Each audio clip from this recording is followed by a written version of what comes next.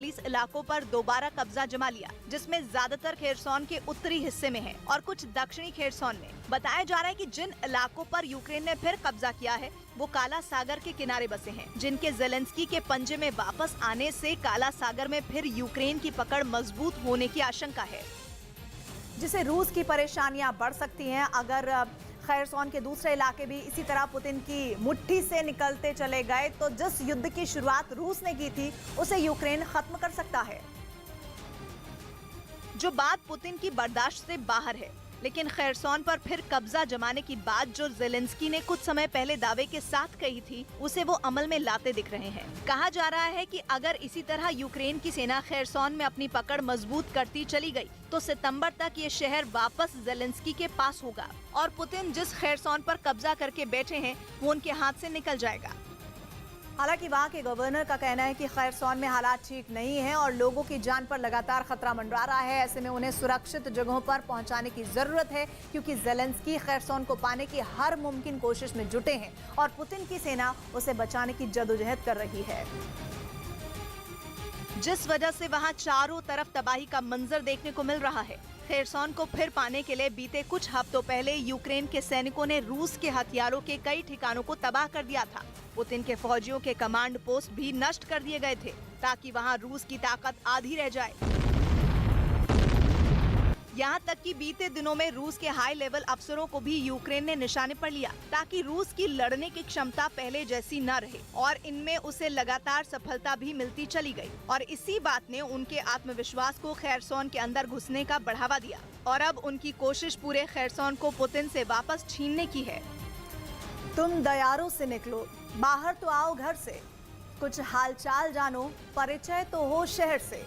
सौगात की एक बात कही अश्वघोष ने, ये खेत तो हमारा पहले ही झील में था, इन बादलों से पूछो तुम क्यों यहाँ पे बरसे।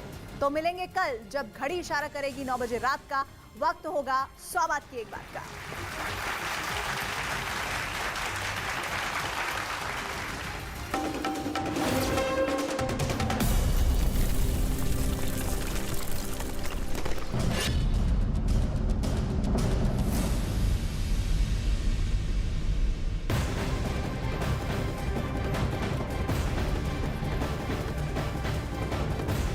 ताइवान से जुड़ी हुई बड़ी खबर आ रही है। ताइवान ने 26 साल बाद लेवल 2 का अलर्ट जारी किया है। लेवल 2 का अलर्ट युद्ध की आशंका पर जारी किया जाता है और लगातार जो जानकारियां सामने आ रही है वो बता रहा है कि किस तरह से चीन इस पूरे मामले को बहुत ही तल्ख निगाह से देख रहा है।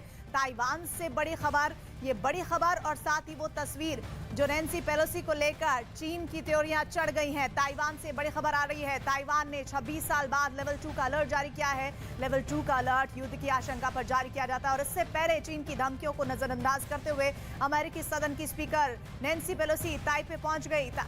और हालांकि चीन लगातार अमेरिका को अंजाम भुगतने की धमकी दे रहा है, लेकिन अमेरिका पर इन धमकियों का कोई असर नहीं पड़ा। अगर ताइवान पर कोई हमला होता है तो ये दुनिया में एक और युद्ध की शुरुआत कर देगा। ताइवान पर बहुत बड़ा संकट शुरू हो गया है, क्योंकि चीन ने एक बार फिर वार्निंग दी है कि वो नैन्सी पेलोसी के दौरे को लेकर हमला जरूर करेगा। ऐसे में चीन और अमेरिका के बीच युद्ध का खतरा बहुत ज्यादा बढ़ गया है।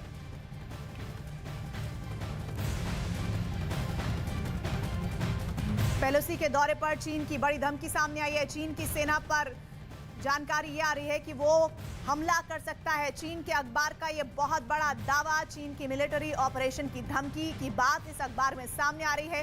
चीन ने कुछ जगहों पर हमले की धमकी दी है और चीन अपनी संप्रभुता की रक्षा करेगा, इस बात का जिक्र भी उस अखबार में, उस आर्टिकल में है। और ऐसे में आप समझ लीजिए कि नैन्सी पेलोसी का ताइवान दौरा, वो ताइपे पहुंची और उसके बाद किस तरह राजनीतिक, अंतरराष्ट्रीय, वैश्विक घटनाक्रम बदला है, उसकी एक एक तस्वीर, एक एक अपडेट आप देश के number 1 news channel news 18 India पर देख रहे हैं।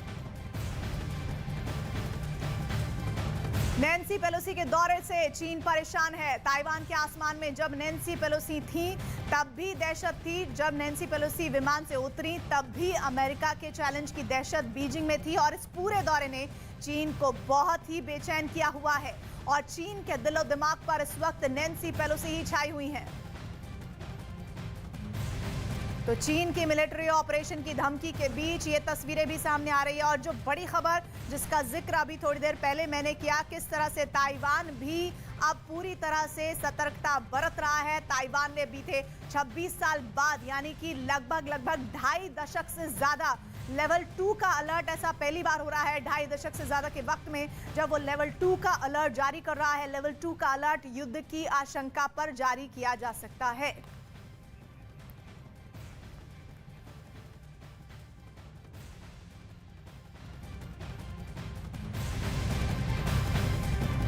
तो चीन के अखबार का बड़ा दावा भी आप इस वक्त देख रहे हैं, जो कहा गया है कि मिलिट्री ऑपरेशन की तैयारी भी चीन कर रहा है। चीन ने कुछ जगहों पर हमले की भी जानकारी दी है और चीन ने यह साफ साफ कह दिया है कि वो अपनी संप्रभुता की रक्षा करना जानता है। सीधे हम रुख करते हैं, डिफेंस से जुड़े हुए हमारे सहयोगी संदीप बोल जुड़ रहे हैं। अंतरराष्ट्रीय संकट के बीच ये बहुत बड़ी खबर, जहां नैन्सी पेलोसी वहां पहुंचती है ताइपे, संदीप, और उसके बाद ही चीन किस तरह से अखबार के जरिए एक बड़ा संदेश विश्व को दे रहा है। प्रीति, देखिए अभी तक जो है जुबानी जंग चल रही थी, लेकिन जिस तरीके से नैन्सी पेलोसी वहां पहुंची है उसके बाद ये जुबानी जंग जो है कहीं ना कहीं एक अग्रेशन की तरफ बढ़ता नजर आ रहा है। अगर हम लोग बात करें कि अमेरिका ने इस विजिट के चलते जो है अपने इंडो पैसिफिक कमांड के जो 7th फ्लीट के जो कैरियर ग्रुप है उसको एक्टिवेट किया है साउथ चाइना सी की तरफ, तो वहीं ये खबर है कि चाइना ने भी जो अपने 2 एयरक्राफ्ट कैरियर है उनको अपने होम बेस से बाहर निकाला है। फाइटर एयरक्राफ्ट लगातार जो है ताइवान से जो ताइवान के आसपास जो मंडरा रहे हैं। यही नहीं, चाइना ने तो ताइवान के चारों तरफ यानी 6 अलग अलग लोकेशन में फायरिंग ड्रिल्स और एक्सरसाइज करने की बात कह दी है। 2 तारीख से लेकर 6 तारीख के बीच में जो है ये नेविगेशन जो है वार्निंग जारी की गई है। तो कह सकते हैं कि अभी तक जो जुबानी जंग चल रही थी वो कहीं ना कहीं एक जंग का रूप जो है वो ले सकती है। और अमेरिका लगातार जो है इस बात को साफ करता आया है कि वो ताइवान के साथ है, लेकिन एक डेयरिंग जो है अमेरिका की तरफ से की गई है कि वहां पे जो है उनकी स्पीकर जाती हैं और तमाम जो कह सकते हैं कि चेतावनी के बाद जो वहां पहुंची, तो जाहिर सी बात है कि स्थितियां इस वक्त साउथ चाइना सी में बहुत बेहतर नहीं है और हर किसी ने अपने अपने असेट जो है एक्टिवेट किए हैं। अमेरिकन एयरफोर्स को इस बात की ताकीद कर दी गई है, कह दिया गया है कि अगर किसी भी तरीके का मिस एडवेंचर किया जाता है उनकी फ्लीट के साथ, उनके जो स्पीकर के एयरक्राफ्ट के साथ, तो वो डायरेक्ट फायर भी कर सकते। तो अब जो है स्थितियां अब पहले जैसी नहीं रही प्रीति। अब जो है एक जंग का मैदान अगर रशिया और यूक्रेन के बीच में है तो दूसरा जंग का मैदान इस वक्त साउथ चाइना सी के आसपास बनता नजर आ रहा है। ऐसा लग रहा है संदीप मौजूदा वक्त को देखते हुए कि दोनों ही मुल्क आग से खेलने को आमादा है। जैसा आप कह रहे थे, अभी रूस और यूक्रेन का युद्ध थमा भी नहीं है, एक और युद्ध की आहट ऐसा लग रहा है सुनाई पड़ रही है।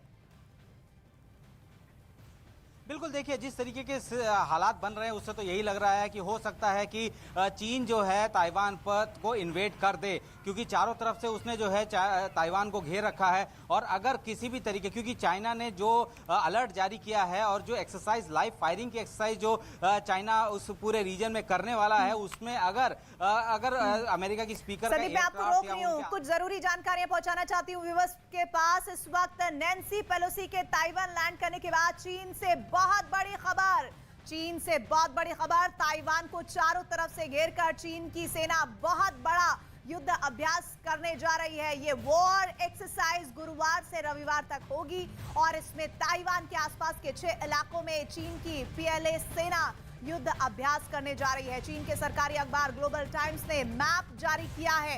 ये मैप आपकी स्क्रीन पर है। इस मैप में दिखाया गया है कि ताइवान को घेरकर कहां-कहां चीन की सेना जमा होने जा रही है और जंग के लिए अपनी तैयारी दिखाएगी।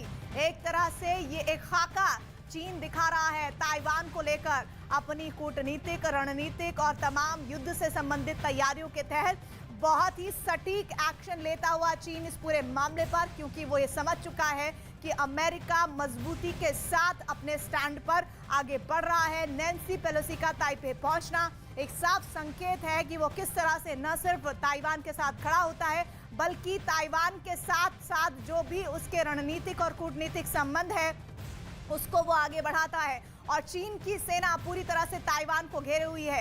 एक तरफ से चीन ताइवान की पूरी तरह से घेरेबंदी किए हुआ है। ये इस मैप के जरिए चीन के अखबार में ये बताया गया है। एक बार फिर से ये तस्वीर और इसका डिटेल मैं आपको बताऊं। ताइवान को चारों तरफ से घेरकर चीन की सेना बहुत बड़ा युद्ध अभ्यास करने जा रही है। ये कैसे पुख्ता हो रहा है? ये इस मैप के जरिए, इस इमेज के जरिए पुख्ता हो रहा है। दरअसल ये वॉर एक्सरसाइज गुरुवार से रविवार तक होने वाली है, यानी कल का दिन बीच में है, उसके बाद से ये वॉर एक्सरसाइज शुरू होगी। इसमें ताइवान के आसपास के 6 इलाकों में चीन की PLA सेना युद्ध अभ्यास करने जा रही है। और चीन के सरकारी अखबार, जी हाँ, ये बात बहुत नोट करने वाली है कि चीन के सरकारी अखबार ग्लोबल टाइम्स ने मैप जारी किया है और इस बात की जानकारी दी है।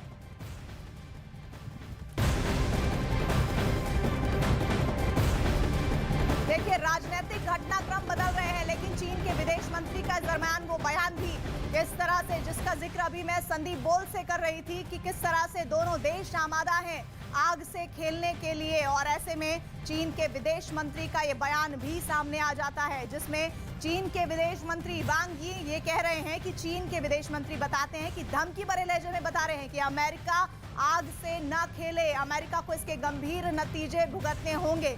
लेकिन आपको यहाँ ये भी याद दिलाना चाहूंगी कि जब नैन्सी पेलोसी के दौरे की बात हो रही थी, तब भी इसी तरह की धमकियां चीन की तरफ से अमेरिका को दी जा रही थी और बार बार कहा जा रहा था कि अगर नैन्सी पेलोसी वहां पहुंचती हैं तो ये बिल्कुल ठीक नहीं होगा। और वैसे ही जुबान, वैसे ही तल्ख लहजा इस वक्त चीन के विदेश मंत्री का समझ आ रहा है।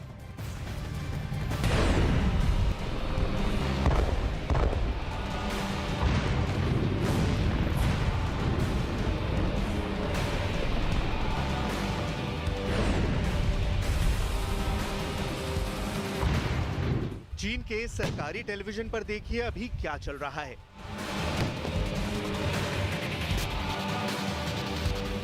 अमेरिका के हाउस ऑफ रिप्रेजेंटेटिव की अध्यक्ष नैन्सी पेलोसी के ताइवान दौरे को लेकर चीन चिढ़ा हुआ है।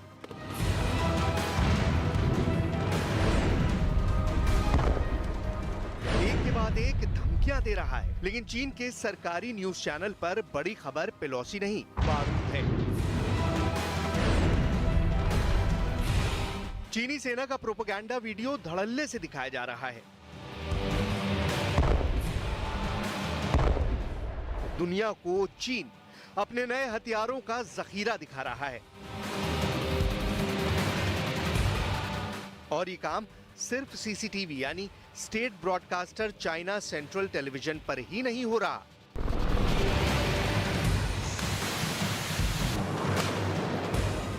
शी जिनपिंग का बापू कहा जाने वाला ग्लोबल टाइम्स भी ड्रैगन के महाविनाशक हथियारों की नुमाइश करने में लगा है।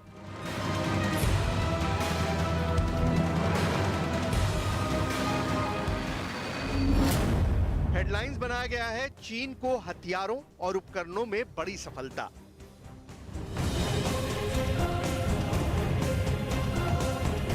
चीन में जो हो रहा है उसे चीन की PLA सेना के स्थापना दिवस का जश्न बताया जा रहा है, लेकिन हकीकत कुछ और ही है। चीन ऐसा कर अमेरिका और ताइवान को सीधा और सख्त संदेश देने में लगा है। 20 लाख सैनिकों वाली चीन की सेना ने अपने 95वें स्थापना दिवस पर ताकत का प्रदर्शन किया। PLA नेवी ने दावा किया कि उसकी नौसेना की ये खास टुकड़ी दक्षिणी चीन सागर में तैनात की जाएगी। नैन्सी पेलोसी के ताइवान दौरे को लेकर चीन भड़का हुआ है। शुरू में इसका विरोध कर रहा है। मंगलवार को नैन्सी पेलोसी जिस वक्त मलेशिया पहुंची, जिस वक्त उनका विमान मलेशिया के सेलांगर में लैंड हुआ, मलेशिया के सेलांगर से 5700 किलोमीटर दूर चीन की राजधानी बीजिंग में तेज हलचल हुई। शी जिनपिंग के दफ्तर से PLA के हेड ऑफिस में हॉटलाइन पर बात हुई और चीन की नौसेना के दो विमान वाहक पोत अपने होम पोर्ट से बाहर निकलकर ताइवान की तरफ बढ़ चले। दुनिया को यह जानकारी किसी और ने नहीं दी, चीन की सरकारी मीडिया ने दी। ग्लोबल टाइम्स की हेडलाइंस इस बात का प्रत्यक्ष प्रमाण है। ग्लोबल टाइम्स ने जिन 2 विमान वाहक पोतों का जिक्र किया है, उसमें पहला है लाइनिंग और दूसरे विमान वाहक पोत का नाम शानडोंग बताया गया है। ग्लोबल टाइम्स में छपी रिपोर्ट के मुताबिक विमान वाहक पोत लाइनिंग पूर्वी चीन के अपने बंदरगाह शेडोंग प्रांत के किंगदाओ से समुद्र में आगे बढ़ा। वहीं शानडोंग दक्षिण चीन के हेनान प्रांत के सान्या से समंदर में रवाना हो गया। चीन और ताइवान के बीच के रिश्ते बॉइलिंग पॉइंट पर हैं। कहीं से एक भी तिनका खड़का कि युद्ध होना तय है, क्योंकि चीन का एजेंडा क्लियर है। मुफीद मौके का इंतजार और फिर ताइपेई पर सीधा अटैक।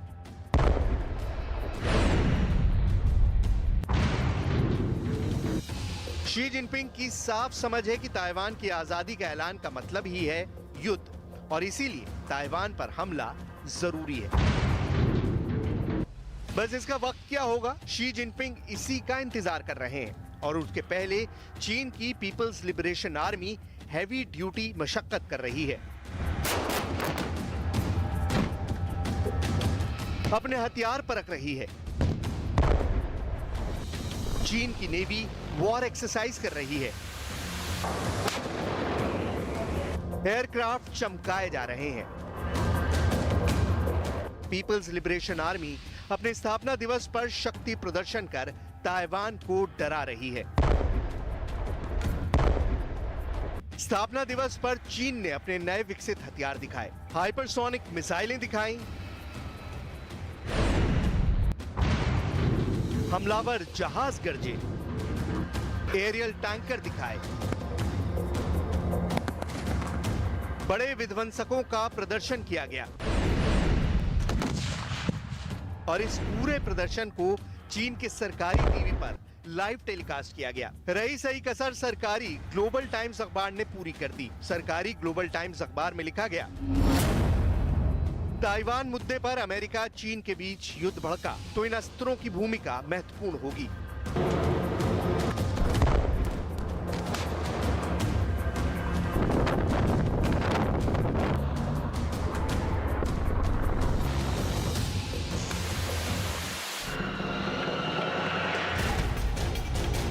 ग्लोबल टाइम्स ने इसे बाकायदा एक इन्फोग्राफिक्स के जरिए दुनिया के सामने पेश किया है। इसमें चीन के शक्तिशाली टैंक भी हैं, आधुनिक युद्धपोतों का बखान किया गया है, फाइटर जेट का जखीरा दिखाया गया है, मिसाइलों का बारूदी संसार दिखाया गया है।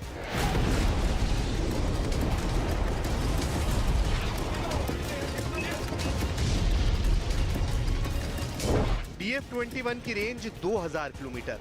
ये चीन की कैरियर किलर मिसाइल है।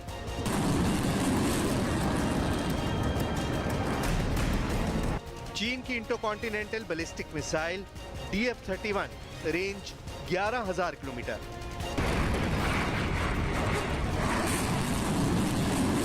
चीन की DF-41 इसकी रेंज 15000 किलोमीटर।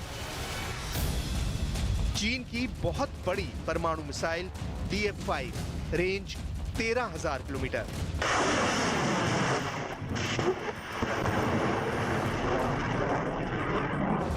चीन की पनडुब्बी से दागी जाने वाली मिसाइल रेंज 8 किलोमीटर से ज्यादा।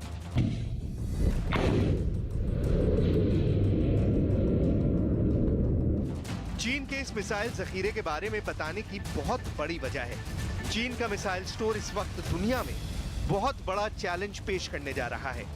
चीन की ऐसी मिसाइल जो अमेरिका तक हमला कर सकती है। इसी वजह से ताइवान में टेंशन है, युद्ध इमरजेंसी जैसे हालात हैं और ग्लोबल टाइम्स युद्ध भड़काने वाली रिपोर्ट छापने में लगा है। इस वीडियो में जो मिसाइल नजर आई वो चीन की हाइपरसोनिक DF-17 मिसाइल है, जिसे एयरक्राफ्ट कैरियर किलर मिसाइल भी कहते हैं। यानी ऐसी मिसाइल जो अमेरिका के महाशक्तिशाली एयरक्राफ्ट कैरियर को भी बर्बाद कर सकती है। चीन ने अपनी DF-17 मिसाइल का फुटेज पहली बार जारी किया है। इस वीडियो में जो मिसाइल नजर आई वो चीन की हाइपरसोनिक DF-17 मिसाइल है। मतलब साफ है कि वो पहले से परेशान ताइवान के साथ साथ अमेरिका को भी परेशान करना चाहता है, जिसके लिए उसने DF-17 मिसाइल का वीडियो दुनिया को दिखाया। चीन के सरकारी टीवी पर प्रसारित इस वीडियो में अचूक निशाना लगाने में माहिर मिसाइल अपने टारगेट को कुछ सेकंड में तबाह करती नजर आई। चीन ने इस मिसाइल को पहली बार 2019 में अपने नेशनल डे की परेड में शामिल किया था, लेकिन उसने कभी भी इसका वीडियो जारी नहीं किया था। लेकिन इस बार लाइव फायर ड्रिल का वीडियो जारी किया है। चीन की मीडिया ने दावा किया है कि इस मिसाइल को कहीं से भी लॉन्च किया जा सकता है, फिर चाहे वो जमीन हो, समंदर हो या फिर रेगिस्तान। ये मिसाइल दागी जाने के बाद सीधा अपने टारगेट पर जाकर गिरती है। DF-17 की रेंज 2500 किलोमीटर है, यानी कि इसकी रेंज में अमेरिका के अलावा साउथ चाइना सी, ताइवान स्ट्रेट और एशिया के कई देश आते हैं। इस मिसाइल का वजन 15,000 किलोग्राम होता है और ये परमाणु हथियार से भी हमला कर सकती है। ऐसे में अगर चीन ने युद्ध उन्माद में ताइवान पर परमाणु मिसाइल छोड़ दी तो क्या होगा? क्या ताइवान के पास बचने का कोई रास्ता है? तो जवाब है हाँ। अमेरिका ने ताइवान को एक ऐसा रक्षा कवच दिया है जिसे चीन की मिसाइलों को भेद पाना बेहद मुश्किल है।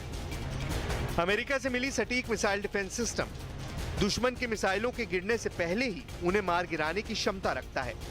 अगर चीन से कोई मिसाइल ताइवान पर हमले के लिए छोड़ी जाती है तो इंफ्रारेड सैटेलाइट से उसे पकड़ लेंगे और इसकी सूचना फौरन ताइवान में जमीन पर मौजूद डेटा सेंटर पर भेजेंगे। आनन फानन में ग्राउंड सेंटर के रडार से दुश्मन की मिसाइल की लोकेशन पता की जाएगी और फिर डिफेंस मिसाइल को छोड़कर दुश्मन की मिसाइल को हवा में ही तबाह कर दिया जाएगा।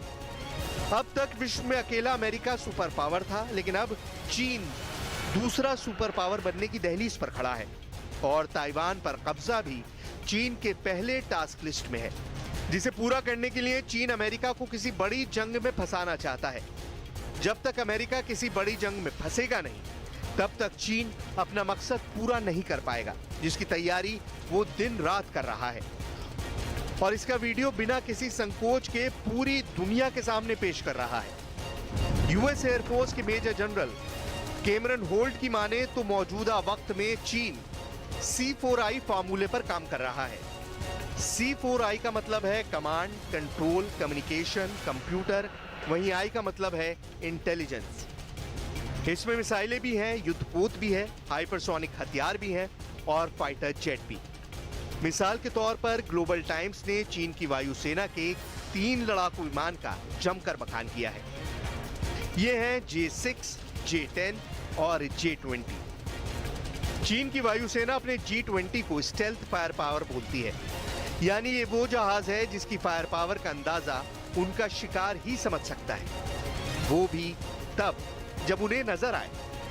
चीन का दावा है कि ये वो लड़ाकू विमान है जिसकी एक स्क्वाड्रन भी दुश्मन की पूरी फ्लीट को खत्म कर सकती है। लेकिन चीन के हमले का जवाब देने के लिए ताइवान ने भी बहुत बड़ी तैयारी कर रखी है।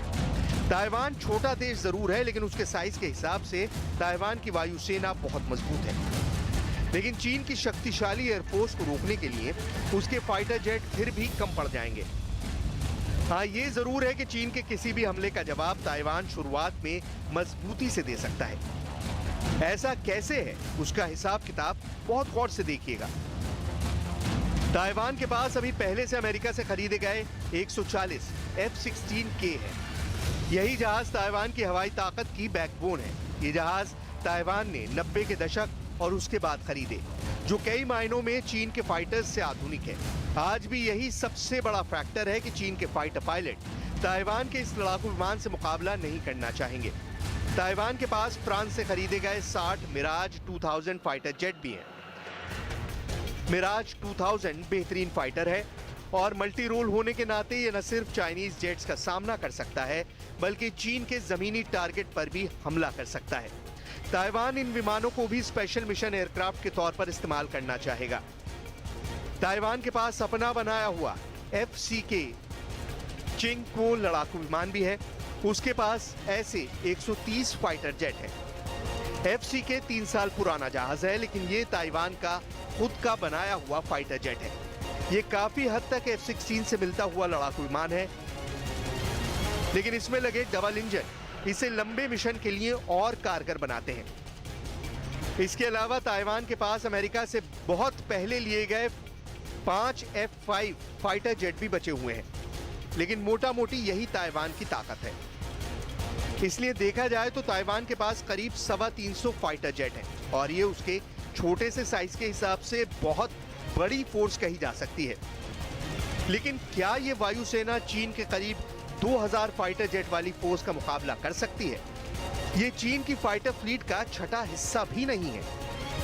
इसलिए सच ये है कि ताइवान चीन का अकेला कभी मुकाबला नहीं कर सकता, लेकिन आमने सामने का मुकाबला हो गया तो ताइवान चीन को ऐसा नुकसान जरूर पहुंचा सकता है जो चीन जैसी बड़ी ताकत को शर्मिंदा कर दे।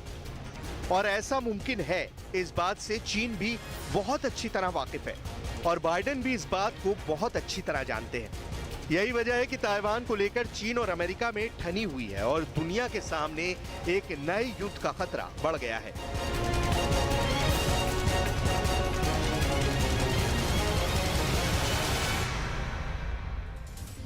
ताइवान की मीडिया का दावा है कि नैन्सी पेलोसी का विमान कुआलालंपुर यानी मलेशिया की राजधानी के बाद जब उड़ा तो उसने दक्षिण चीन सागर के ऊपर उड़ान भरी नहीं, बल्कि उसने बहुत ध्यान रखते हुए पहले पूर्व में इंडोनेशिया की तरफ रुख किया और उसके बाद उत्तर में फिलीपींस के ऊपर उड़ते हुए ताइवान के एयर स्पेस में नैन्सी पेलोसी का विमान दाखिल हुआ। यानी अमेरिका को खतरा था कि दक्षिण चीन सागर पर अगर नैन्सी पेलोसी का विमान उड़ता है तो चीन उसे निशाना बना सकता है और ये बहुत ही गंभीर बात होगी, क्योंकि चीन ने ऐसी धमकी दी थी।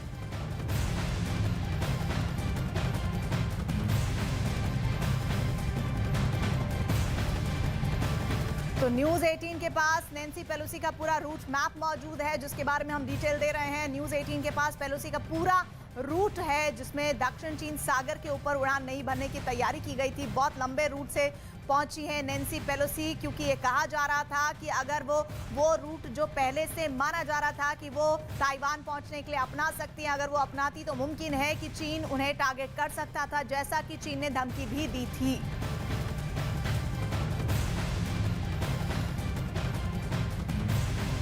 तो एक बार फिर से ये बड़ी खबर, बड़ी जानकारी देश का नंबर 1 न्यूज चैनल आप तक पहुंचा रहा है, जिसमें जानकारी ये है, जो पूरा रूट मैप सामने आ रहा है। ताइवान की मीडिया का दावा है कि नैन्सी पेलोसी का विमान कुआलालंपुर यानी मलेशिया की राजधानी के बाद जब उड़ा तो उसने दक्षिण चीन सागर के ऊपर उड़ान नहीं भरी, बल्कि उसने बहुत ख्याल रखते हुए पहले पूर्व में इंडोनेशिया की तरफ रुख किया और उसके बाद उत्तर में फिलीपींस के ऊपर उड़ते हुए ताइवान के एयर स्पेस में नैन्सी पेलोसी का विमान दाखिल हुआ।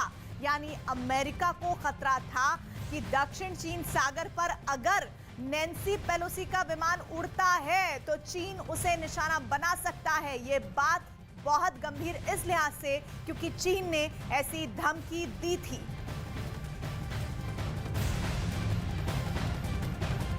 तो चीन सागर के ऊपर नहीं गया विमान नैन्सी पेलोसी का, और ये बार बार जो चीन धमकियां दे रहा था उसके तहत अमेरिका ने कदम उठाया। इंडोनेशिया फिलीपींस रूट से पहुंची है नैन्सी पेलोसी ताइवान, और चीन की धमकी की वजह से इस रूट को बदलने की जानकारी सामने आ रही है। न्यूज 18 आपको पेलोसी का पूरा रूट मैप बता रहा है, किस तरह से दक्षिण चीन सागर के ऊपर से नैन्सी पेलोसी का रूट नहीं गुजरा, उनका विमान नहीं गुजरा। बहुत लंबे रूट से वो पहुंची हैं ताइवान। ताइवान के लिए उन्होंने लंबा रूट अपनाया क्योंकि चीन हर हरकत पर निगाह रखे हुए था और चीन ने साफ कहा था कि अगर किसी भी तरह के उसे इस तरह की जानकारियां मिलती है कि नैन्सी पेलोसी का विमान दक्षिण चीन सागर के ऊपर से जा रहा है तो वो उसे टारगेट कर सकता है। इस बात की धमकी चीन ने पहले ही दे दी थी और अमेरिका हर कदम फूंक फूंक कर खेल रहा था, उठा रहा था। अब ये भी कहा जा रहा है कि मौजूदा वक्त में दोनों ही देश, चाहे चीन हो या अमेरिका, दोनों आग से खेल रहे हैं और दोनों ही पीछे हटने को तैयार नहीं है। देखिए वो पूरा रूट मैप मैं दिखा रही हूँ आपको, किस तरह से सीधे पहुंच सकते थे वो, और नहीं सीधे पहुंचने की वजह साफ बताई जा रही है कि किस तरह से उन्होंने रूट डाइवर्ट किया, लंबा रूट अपनाया, वो रूट अपनाया जो बहुत ज्यादा वक्त लेता है। और ताइवान की मीडिया का ये दावा है, जी हाँ, ताइवान की मीडिया जहां नैन्सी पेलोसी पहुंची है उनका ये दावा है कि उनका विमान कुआलालंपुर यानी मलेशिया की राजधानी के बाद जब उड़ा तो उसने दक्षिण चीन सागर के ऊपर उड़ान नहीं भरी। दक्षिण चीन सागर का वो हिस्सा भी आपको मैं मैप के जरिए दिखा रही हूँ, और ये कहा जा रहा है कि बहुत ध्यान रखा गया है इस बात का कि दक्षिण चीन सागर से होते हुए नैन्सी पेलोसी का विमान ना गुजरे। पहले पूर्व में इंडोनेशिया की तरफ रुख किया और उसके बाद उत्तर में फिलीपींस के ऊपर उड़ते हुए ताइवान के एयर स्पेस में नैन्सी पेलोसी का विमान दाखिल हुआ। यानी अमेरिका को खतरा था कि दक्षिण चीन सागर पर अगर नैन्सी पेलोसी का विमान उड़ता है तो चीन उसे टारगेट कर सकता है।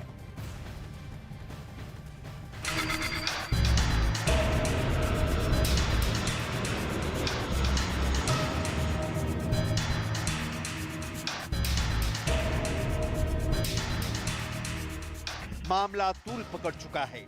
युद्ध के काले बादल मंडरा रहे हैं। ताइवान की राजधानी ताइपेई में नागरिकों को चीन के हमले की सूरत में बचने की तरकीबें बताई जा रही हैं। सायरन बज रहे हैं। मिसाइल अटैक की आशंका जताई जा रही है। तो क्या युद्ध बस छिड़ने वाला है? तो क्या दो महाशक्तियां ताइवान के बहाने भिड़ने जा रही हैं? उंगली ट्रिगर पर है। एक ऑर्डर और फिर दुनिया युद्ध की आग में झुलसती नजर आएगी। लेकिन क्यों, कैसे, कब और कहां युद्ध होगा तो कौन हारेगा, कौन जीतेगा, किसके पक्ष में दुनिया खड़ी होगी, कौन किसका साथ देगा? इन सवालों के जवाब तो युद्ध छिड़ने के बाद ही तय होंगे। लेकिन जरा ठहरिए, क्योंकि यही तो पेच है। यही ये जानना जरूरी है कि चीन की सैनिक तैयारियां इस लेवल पर क्यों हैं। हफ्ते भर से अमेरिका और चीन की भौहें तनी हुई हैं। जो बाइडेन से शी जिनपिंग ने बात की। चीन के विदेश मंत्रालय ने अमेरिका को खुली धमकी दी। ताइवान यात्रा करने पर नैन्सी पेलोसी के विमान को उड़ाने की बात कही। ताइवान के बिल्कुल पास चीन ने आर्मी ड्रिल की। ताइवान को डराने के लिए उसकी सीमा में फाइटर जेट उड़ाए। और ये सब चीन ने किया सिर्फ एक वजह के लिए। वजह ये कि चीन के सुप्रीम कमांडर शी जिनपिंग जब पीपुल्स लिबरेशन आर्मी को ताइवान विक्ट्री का ऑर्डर दें तो बीच में अमेरिका अपनी टांग ना अड़ाए। लेकिन ये अमेरिका है, बोलना बंद कर दे, एक्शन लेना बंद कर दे, धमकियों से घबरा जाए तो फिर दुनिया पर दादागिरी का क्या होगा? कौन मानेगा अमेरिका की चौधराहट? लिहाजा अमेरिका बिल्कुल क्लियर है। चीन ताइवान में घुसकर देखे, गोलियों की बिसात बिछेगी। आसमान में बादल F-16 के शोर से फटते नजर आएंगे। समंदर में सातवें बेड़े की अकड़ बीजिंग को सोने नहीं देगी। जमीन पर कम ही सही ताइवान की फौज ड्रैगन के दांतों का विष निकाल देगी। लेकिन इन सब की जरूरत तब पड़ेगी जब ताइवान पर चीन अटैक करेगा। 表明坚决反对佩洛西众议长访台的严重关切和严正立场，将采取坚定有力措施，维护国家的主权和领土完整。 इस खतरे से बचने के लिए चीन ने क्या उपाय किए हैं, जरा ये समझ लीजिए। फिर अमेरिका का क्या एक्शन है, आपको ये भी बताएंगे। चीन के खतरे और उसकी धमकी को देखते हुए अमेरिका कह चुका है कि ताइवान को लेकर उनके और चीन के बीच में 40 सालों से अधिक समय से तनाव है। इसके बाद दोनों ही देश विवादों को भुलाकर शांति और स्थिरता के लिए आगे आए हैं। नैन्सी पेलोसी पहले अप्रैल में ताइवान के दौरे पर जाने वाली थी, लेकिन कोविड-19 पॉजिटिव होने की वजह से उन्होंने अपना दौरा टाल दिया था। नैन्सी पेलोसी से पहले 1997 में आखिरी बार अमेरिकी सीनेट का स्पीकर इस तरह से एशिया दौरे पर आया था। पेलोसी के ताइवान दौरे का ऐलान चीन को हजम नहीं हुआ था। चीन इस समय ताइवान के करीब पिंगतान द्वीप पर मिलिट्री एक्सरसाइज का आयोजन कर रहा है। ये द्वीप फुजियान प्रांत में आता है। हाल के दिनों में चीन और अमेरिका के बीच इस तनातनी का असर दक्षिण चीन सागर में भी दिखा। इस दौरान अमेरिका का युद्धपोत तक नजर आया था। चीन नैन्सी पेलोसी की ताइवान यात्रा के दौरान क्या करेगा, ये तो फिलहाल पता नहीं।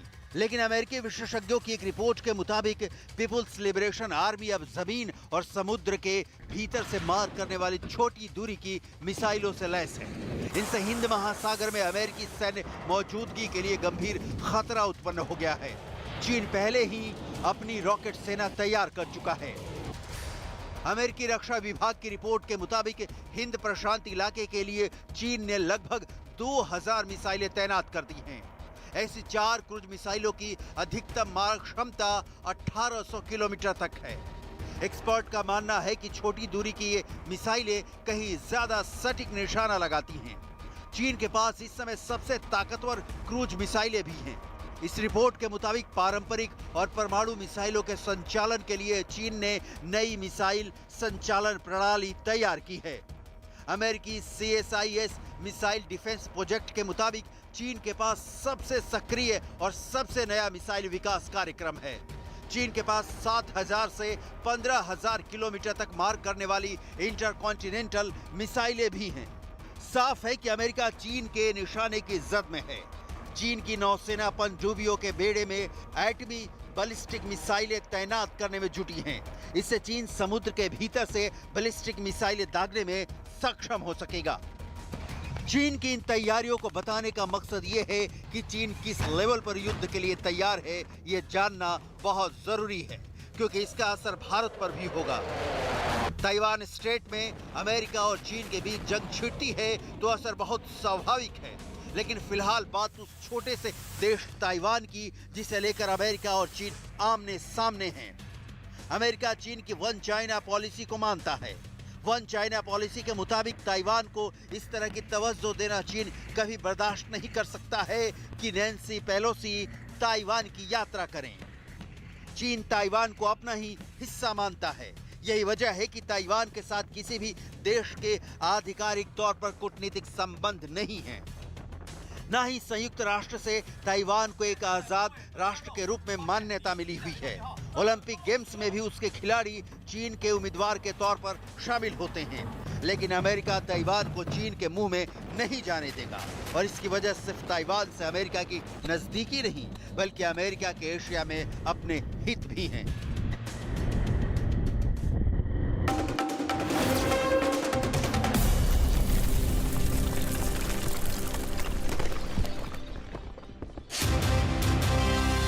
चैनल जो है आपके भरोसे पर उतरने में नंबर वन, सच की राह पर चलने में, आपके लिए लड़ने में नंबर वन, आपकी आवाज बनने में, जिसके पास है एंकर की टीम नंबर 1, जो है राजनीति के खेल से लेकर खेल की कवरेज में नंबर 1, आज तक को पछाड़ अब है देश का number 1 news channel.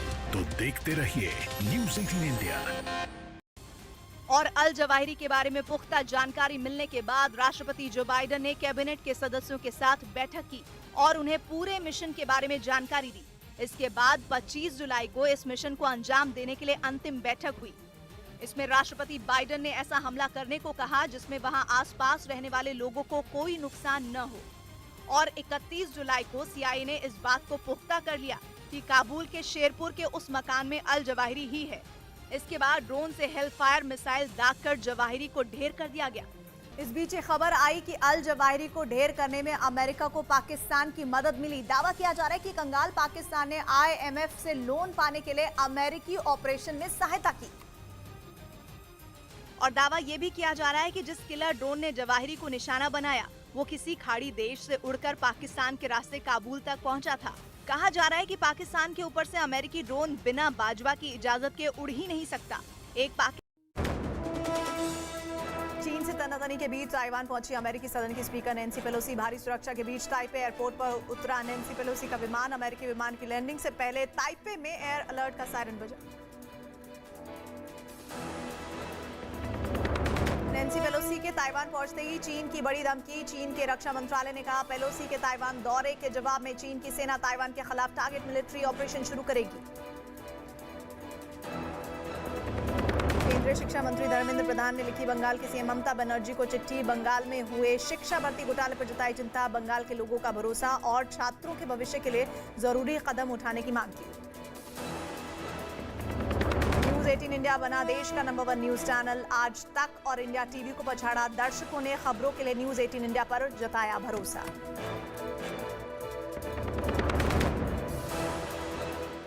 Bilawal Bhutto Zardari की ऐसी भद्दपिटी कि पाकिस्तान की दुनिया में फजीहत हो गई। इस बैठक में भारत और पाकिस्तान समेत SCO के सभी 8 सदस्य देशों के विदेश मंत्री पहुंचे थे और भारत की तरफ से विदेश मंत्री S जयशंकर पहुंचे थे। बैठक के दौरान बिलावल भुट्टो की कुर्सी S जयशंकर के बिल्कुल बराबर वाली थी। S जयशंकर ने बाईं ओर बैठे बिलावल से एक बार भी बात नहीं की। दुआ सलाम तो दूर बिलावल की ओर देखा तक नहीं। बस यूं समझ लीजिए कि जैसे एस जयशंकर के लिए बगल वाली सीट पर कोई बैठा ही नहीं था। एस जयशंकर ने बिलावल से कोई बात नहीं की, लेकिन बाकी सदस्यों को साफ संकेत दे दिया, बिना कुछ बोले ही बहुत कुछ बता दिया। एस जयशंकर के तेवरों का असर उनके दाईं ओर बैठे सर्गेई लावरोव पर हो गया। रूस के विदेश मंत्री सर्गेई लावरोव समझ गए कि भारत और पाकिस्तान के बीच सब कुछ ठीक नहीं है। कूटनीति के लिहाज से सर्गेई लावरोव को जो इशारा मिला था वो काफी था। वो समझ चुके थे कि अगर पाकिस्तान की तरफ जरा सा भी झुकाव हुआ तो भारत के साथ दूरियां खड़ी हो सकती हैं। और ऐसा जोखिम तो रूस के विदेश मंत्री हरगिज नहीं ले सकते थे। इसलिए बैठक के बाद उज्बेकिस्तान की राजधानी में कुछ ऐसा हुआ जिसकी पाकिस्तान ने कल्पना तक नहीं की थी और जिसकी वजह से पाकिस्तान की दुनिया भर में फजीहत हो गई। बिलावल भुट्टो जरदारी अपने ही देश में सफाई दे देकर थक चुके हैं। असल में बैठक के बाद कई देशों के विदेश मंत्रियों की आपसी मुद्दों पर बातचीत हुई थी। अक्सर बड़े अंतर्राष्ट्रीय मंचों पर मिलने के बाद नेता इसी तर्ज पर बैठकें करते हैं। पाकिस्तान के विदेश मंत्री बिलावल भुट्टो की भी ऐसी ही बैठक सर्गेई लावरोव के साथ होने वाली थी। कमरा तैयार था, बिलावल समय पर पहुंच गए थे, अफसरों ने पूरी तैयारी कर ली थी, चाय नाश्ते का इंतजाम भी हुआ था, लेकिन बिलावल तो इंतजार ही करते रह गए। रूस के विदेश मंत्री सर्गेई लावरोव बैठक के लिए पहुंचे ही नहीं। काफी देर इंतजार करने के बाद बिलावल के साथ आए अफसर रूस के अधिकारियों से बात करने की कोशिश करते रहे, लेकिन जवाब ये मिला कि लावरोव हमेशा वीकेसी ट्रेडमार्क चिन्ह की जांच कीजिए। वीकेसी प्राइड। राजनीति में संन्यास वाले बयान पर बोले केंद्रीय मंत्री नितिन गडकरी। न्यूज 18 से राजनीति के बदले रूप से होती है चिंता, राजनीति सिर्फ सत्ता पाने का जरिया ना बने। सोनिया के डोंट टॉक टू मी वाले बयान पर न्यूज 18 से बोली स्मृति ईरानी, मेरे लिए सोनिया का कृत्य आश्चर्यजनक था, मैं असभ्यता बर्दाश्त नहीं करूंगी। देश में मंकी पॉक्स के खतरे पर न्यूज 18 से बोले केंद्रीय स्वास्थ्य मंत्री मनसुख मांडविया, कहा मंकी पॉक्स से डरने की नहीं, सतर्कता और सावधानी रखने की है जरूरत। आतंकी घटनाओं पर जम्मू कश्मीर के एलजी मनोज सिन्हा का पाकिस्तान पर निशाना। अमृत रत्न में बोले पड़ोसी इस बात से परेशान है कि जम्मू कश्मीर में शांति क्यों है, वहां विकास क्यों हो रहा। हमारा जो पड़ोसी है वो इस बात से विचलित है कि जम्मू कश्मीर का आर्थिक विकास कैसे हो रहा है।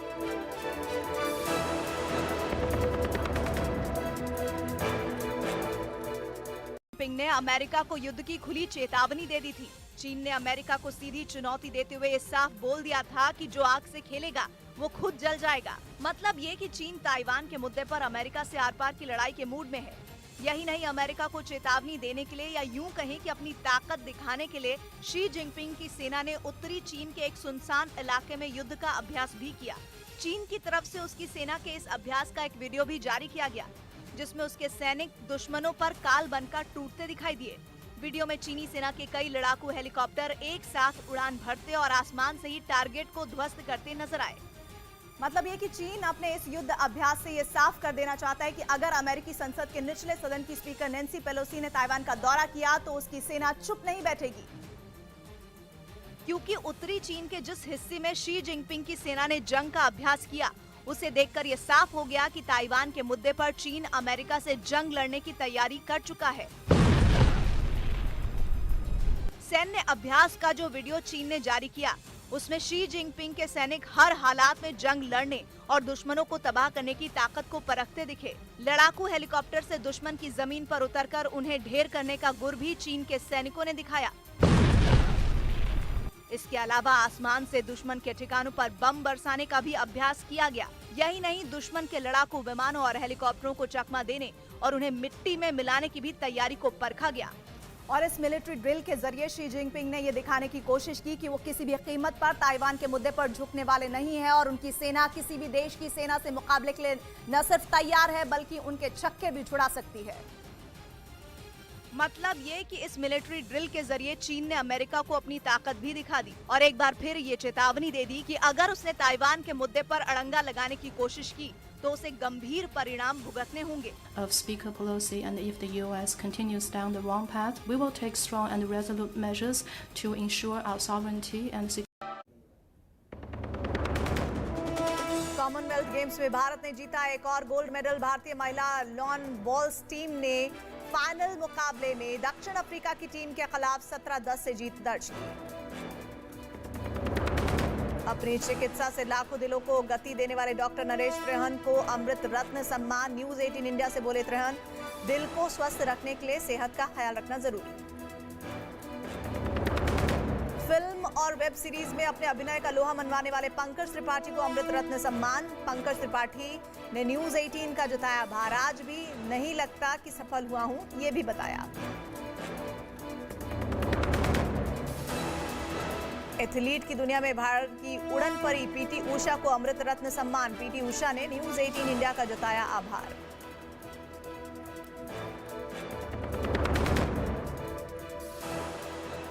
शाली USS Ronald Reagan aircraft carrier भी तैनात कर दिया है ताकि वक्त आने पर ड्रैगन को करारा जवाब दिया जा सके। असल में चीन को ये मंजूर नहीं है कि अमेरिका का कोई बड़ा नेता ताइवान जाए, क्योंकि चीन ताइवान को अपना हिस्सा मानता है, जबकि ताइवान खुद को अलग देश। चीन अमेरिका से इस बात से भी चिढ़ा है क्योंकि वो ताइवान के साथ खड़ा है और वो कई बार चीन को ये धमकी दे चुका है कि अगर उसने ताइवान पर चढ़ाई की तो उसे अमेरिका का प्रकोप झेलना पड़ेगा। मतलब ये कि रूस और यूक्रेन के अलावा जंग का एक और मोर्चा खुल सकता है जो ताइवान की जमीन पर लड़ा जाएगा और इस युद्ध में चीन और अमेरिका आमने सामने होंगे। उधर चीन के परमाणु परीक्षण पर आई खबर ने अमेरिका समेत पूरी दुनिया के कान खड़े कर दिए हैं। एक न्यूज वेबसाइट निकाय ने सैटेलाइट तस्वीरों के हवाले से दावा किया है कि चीन किसी भी वक्त परमाणु परीक्षण कर सकता है और ये दावा सैटेलाइट से मिली तस्वीरों के विश्लेषण के हमेशा वीकेसी ट्रेडमार्क चिन्ह की जांच कीजिए। वीकेसी प्राइड। चीन से तनातनी के बीच ताइवान पहुंची अमेरिकी सदन की स्पीकर नैन्सी पेलोसी। भारी सुरक्षा के बीच ताइपे एयरपोर्ट पर उतरा पेलोसी का विमान। अमेरिकी विमान की लैंडिंग से पहले ताइपे में एयर अलर्ट का सायरन बजा। नैन्सी पेलोसी के ताइवान पहुंचते ही चीन की बड़ी धमकी। चीन के रक्षा मंत्रालय ने कहा पेलोसी के ताइवान दौरे के जवाब में चीन की सेना ताइवान के खिलाफ टारगेट मिलिट्री ऑपरेशन शुरू करेगी। नेशनल हेरल्ड केस में ईडी की कार्रवाई पर कांग्रेस और बीजेपी आमने सामने। कांग्रेस ने कहा हेरल्ड केस में गड़बड़ी होती तो बीजेपी 8 साल चुप नहीं बैठती। बीजेपी के संबित पात्रा ने कहा मामले में कोर्ट से जमानत पर बाहर हैं सोनिया और राहुल गांधी। विमानों में तकनीकी खराबी के मुद्दे पर बोले नागरिक उड्डयन मंत्री ज्योतिरादित्य सिंधिया। कहा डीजीसीए ने एक्शन लिए हैं, निगरानी तंत्र मजबूत किया गया है, सरकार के लिए सेफ्टी फर्स्ट।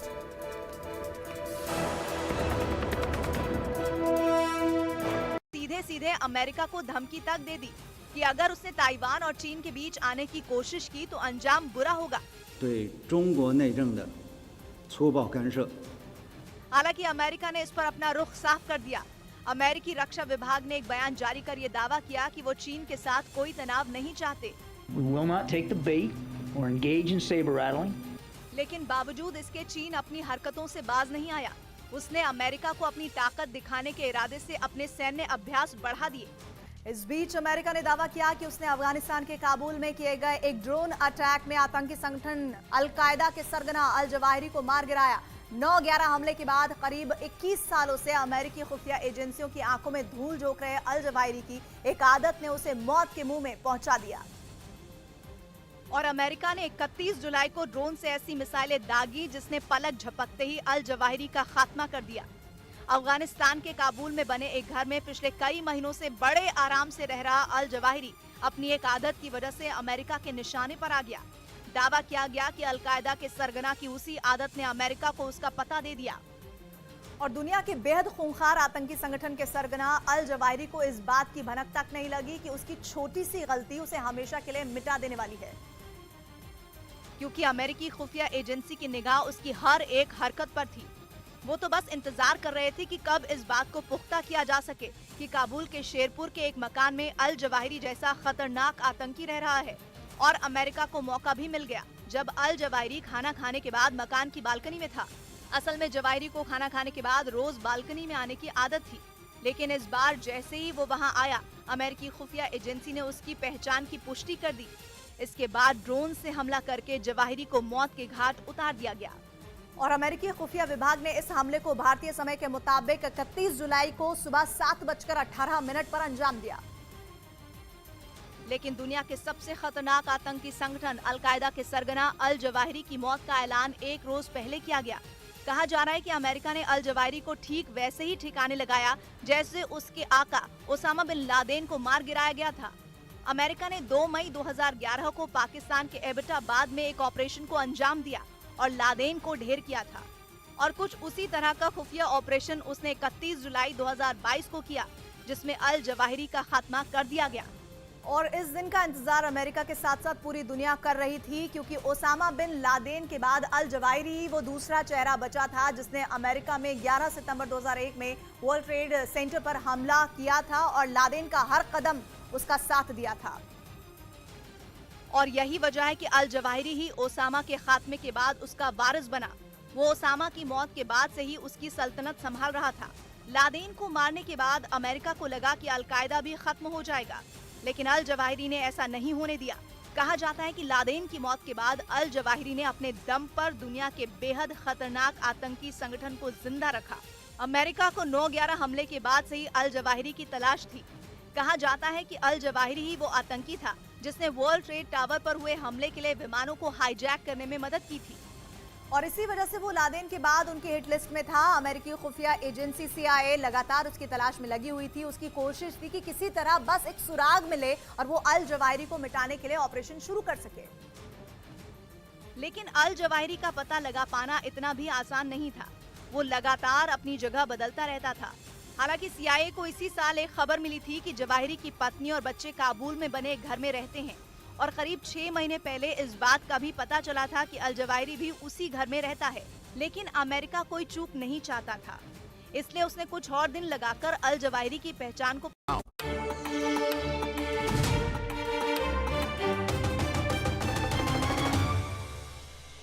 इधर मंकी पॉक्स पर सरकार सतर्क हो गई है। केंद्रीय स्वास्थ्य मंत्री मनसुख मांडविया ने राज्यसभा को बताया कि सरकार मंकी पॉक्स से निपटने के लिए पूरी तरह से तैयार है। साथ ही उन्होंने इस पर लोगों को जागरूक करने की भी बात कही। जो हमें कोविड क्राइसिस ने सिखाया उसका बेस्ट इम्प्लीमेंटेशन हम मंकी पॉक्स में कर रहे हैं। केरल सरकार ने राज्य में एक और आदमी में मंकी पॉक्स के लक्षण पाए जाने की जानकारी दी। यह आदमी पिछले शनिवार को ही UAE से लौटा था। राजस्थान के स्वास्थ्य मंत्री ने बताया कि राज्य में अभी मंकी पॉक्स का कोई मामला सामने नहीं आया है। हालांकि 2 लोगों के सैंपल जांच के लिए भेजे गए हैं। रिपोर्ट आने के बाद ही पता चलेगा मंकी पॉक्स है या नहीं है।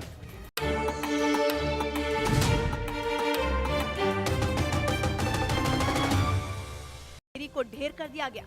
इस बीच खबर आई कि अल जवाहिरी को ढेर करने में अमेरिका को पाकिस्तान की मदद मिली। दावा किया जा रहा है कि कंगाल पाकिस्तान ने IMF से लोन पाने के लिए अमेरिकी ऑपरेशन में सहायता की। और दावा यह भी किया जा रहा है कि जिस किलर ड्रोन ने जवाहिरी को निशाना बनाया वो किसी खाड़ी देश से उड़कर पाकिस्तान के रास्ते काबुल तक पहुंचा था। कहा जा रहा है कि पाकिस्तान के ऊपर से अमेरिकी ड्रोन बिना बाजवा की इजाजत के उड़ ही नहीं सकता। एक पाकिस्तानी पत्रकार ने तो यहाँ तक दावा कर दिया कि जवाहिरी पर हमले से 2 दिन पहले ही अमेरिकी सेना के एक बड़े अधिकारी ने पाकिस्तान सेना के प्रमुख जनरल बाजवा से बातचीत की थी। और माना जा रहा है कि इसी के बाद पाकिस्तान अल जवाहिरी को मार गिराने के अमेरिकी अभियान का हिस्सा बन गया। और पाकिस्तान के ऐसा करने के पीछे एक बड़ी मजबूरी भी बताई जा रही है। असल में पाकिस्तान को IMF से लोन लेना है जो बिना अमेरिका की मंजूरी के नहीं मिल सकता है। दावा किया जा रहा है कि बाजवा ने अमेरिकी सेना के अधिकारी से इसी लोन के लिए गुहार लगाई थी। एक रिपोर्ट के मुताबिक पाकिस्तान की खुफिया एजेंसी ISI के मुखिया कुछ दिनों पहले ही अमेरिका के दौरे पर गए थे।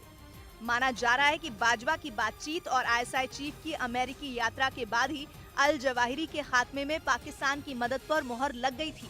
उधर पिछले हफ्ते ताशकंद में शंघाई कोऑपरेशन ऑर्गेनाइजेशन की मीटिंग में पाकिस्तान के विदेश मंत्री बिलावल भुट्टो जरदारी की ऐसी भद्द पिटी कि पाकिस्तान की दुनिया में फजीहत हो गई। इस बैठक में भारत और पाकिस्तान समेत SCO के सभी 8 सदस्य देशों के विदेश मंत्री पहुंचे थे और भारत की तरफ से विदेश मंत्री S जयशंकर पहुंचे थे। बैठक के दौरान बिलावल भुट्टो की कुर्सी S जयशंकर के बिल्कुल बराबर वाली थी। S जयशंकर ने बाईं ओर बैठे बिलावल से एक बार भी बात नहीं की। दुआ सलाम तो दूर, बिलावल की ओर देखा तक नहीं। बस यूं समझ लीजिए कि जैसे S जयशंकर के लिए बगल वाली सीट पर कोई बैठा ही नहीं था। S जयशंकर ने बिलावल से कोई बात नहीं की, लेकिन बाकी सदस्यों को साफ संकेत दे दिया। बिना कुछ बोले ही बहुत कुछ बता दिया। S जयशंकर के तेवरों का असर उनके दाईं ओर बैठे सरगेई लावरोव पर हो गया। रूस के विदेश मंत्री सर्गेई लावरोव समझ गए कि भारत और पाकिस्तान के बीच सब कुछ ठीक नहीं है। कूटनीति के लिहाज से सर्गेई लावरोव को जो इशारा मिला था वो काफी था। वो समझ चुके थे कि अगर पाकिस्तान की तरफ जरा सा भी झुकाव हुआ तो भारत के साथ दूरियां खड़ी हो सकती हैं। और ऐसा जोखिम तो रूस के विदेश मंत्री हरगिज नहीं ले सकते थे। इसलिए बैठक के बाद उज्बेकिस्तान की राजधानी में कुछ ऐसा हुआ जिसकी पाकिस्तान ने कल्पना तक नहीं की थी और जिसकी वजह से पाकिस्तान की दुनिया भर में फजीहत हो गई। बिलावल भुट्टो जरदारी अपने ही देश में सफाई दे देकर थक चुके हैं। असल में बैठक के बाद कई देशों के विदेश मंत्रियों की आपसी मुद्दों पर बातचीत हुई थी। अक्सर बड़े अंतर्राष्ट्रीय मंचों पर मिलने के बाद नेता इसी तर्ज पर बैठकें करते हैं। पाकिस्तान के विदेश मंत्री बिलावल भुट्टो की भी ऐसी ही बैठक सर्गेई लावरोव के साथ होने वाली थी। कमरा तैयार था, बिलावल समय पर पहुंच।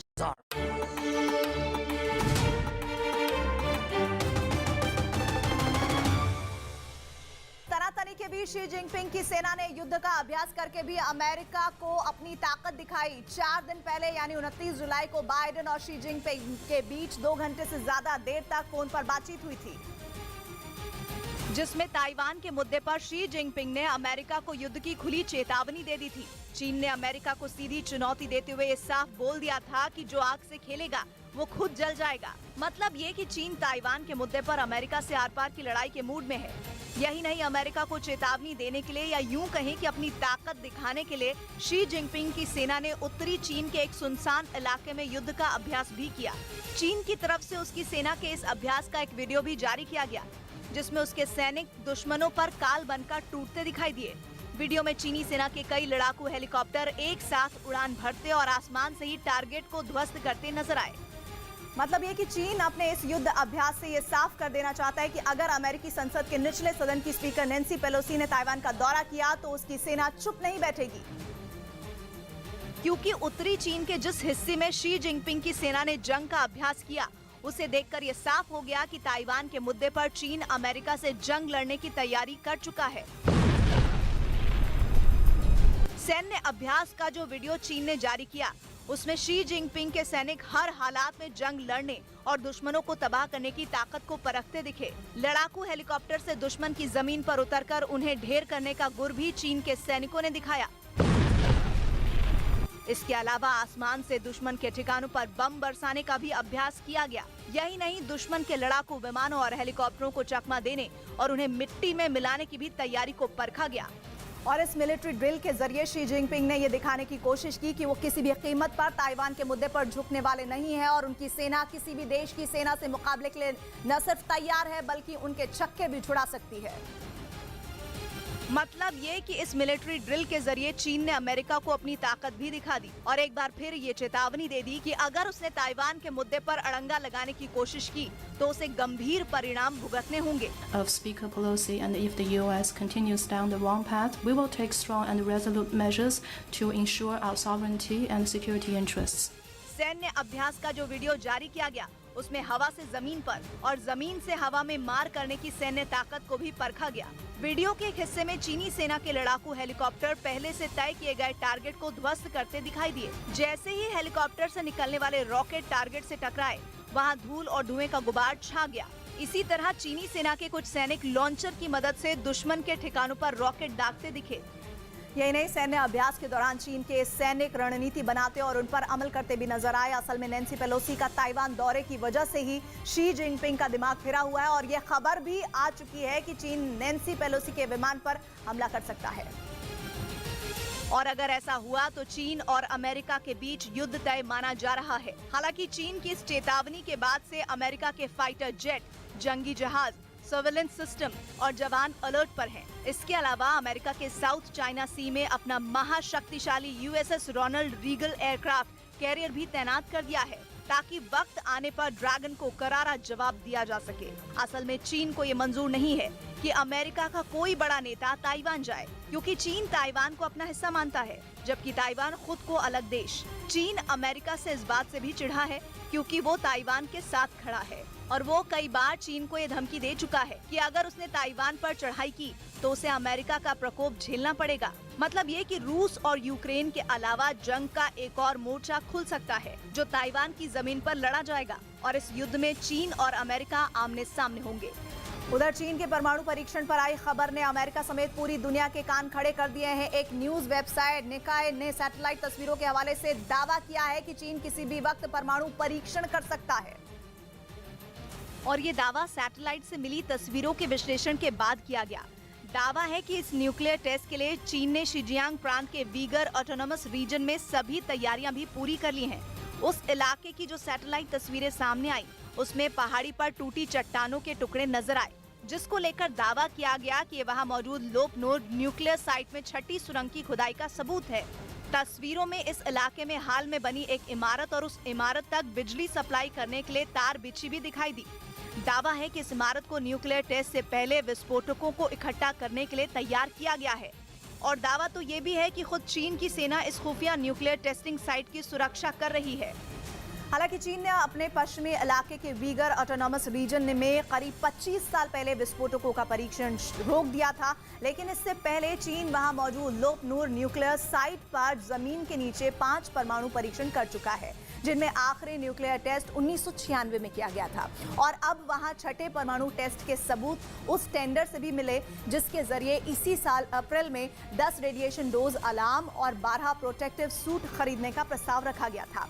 और रिपोर्ट में यह भी दावा किया गया कि हाल के दिनों में इस इलाके में रेडिएशन का लेवल कई गुना बढ़ चुका है, जो इस बात का एक और सबूत है कि चीन इतना बेलगाम हो गया है कि धड़ल्ले से बेहद घातक परमाणु हथियार बनाने में लगा है।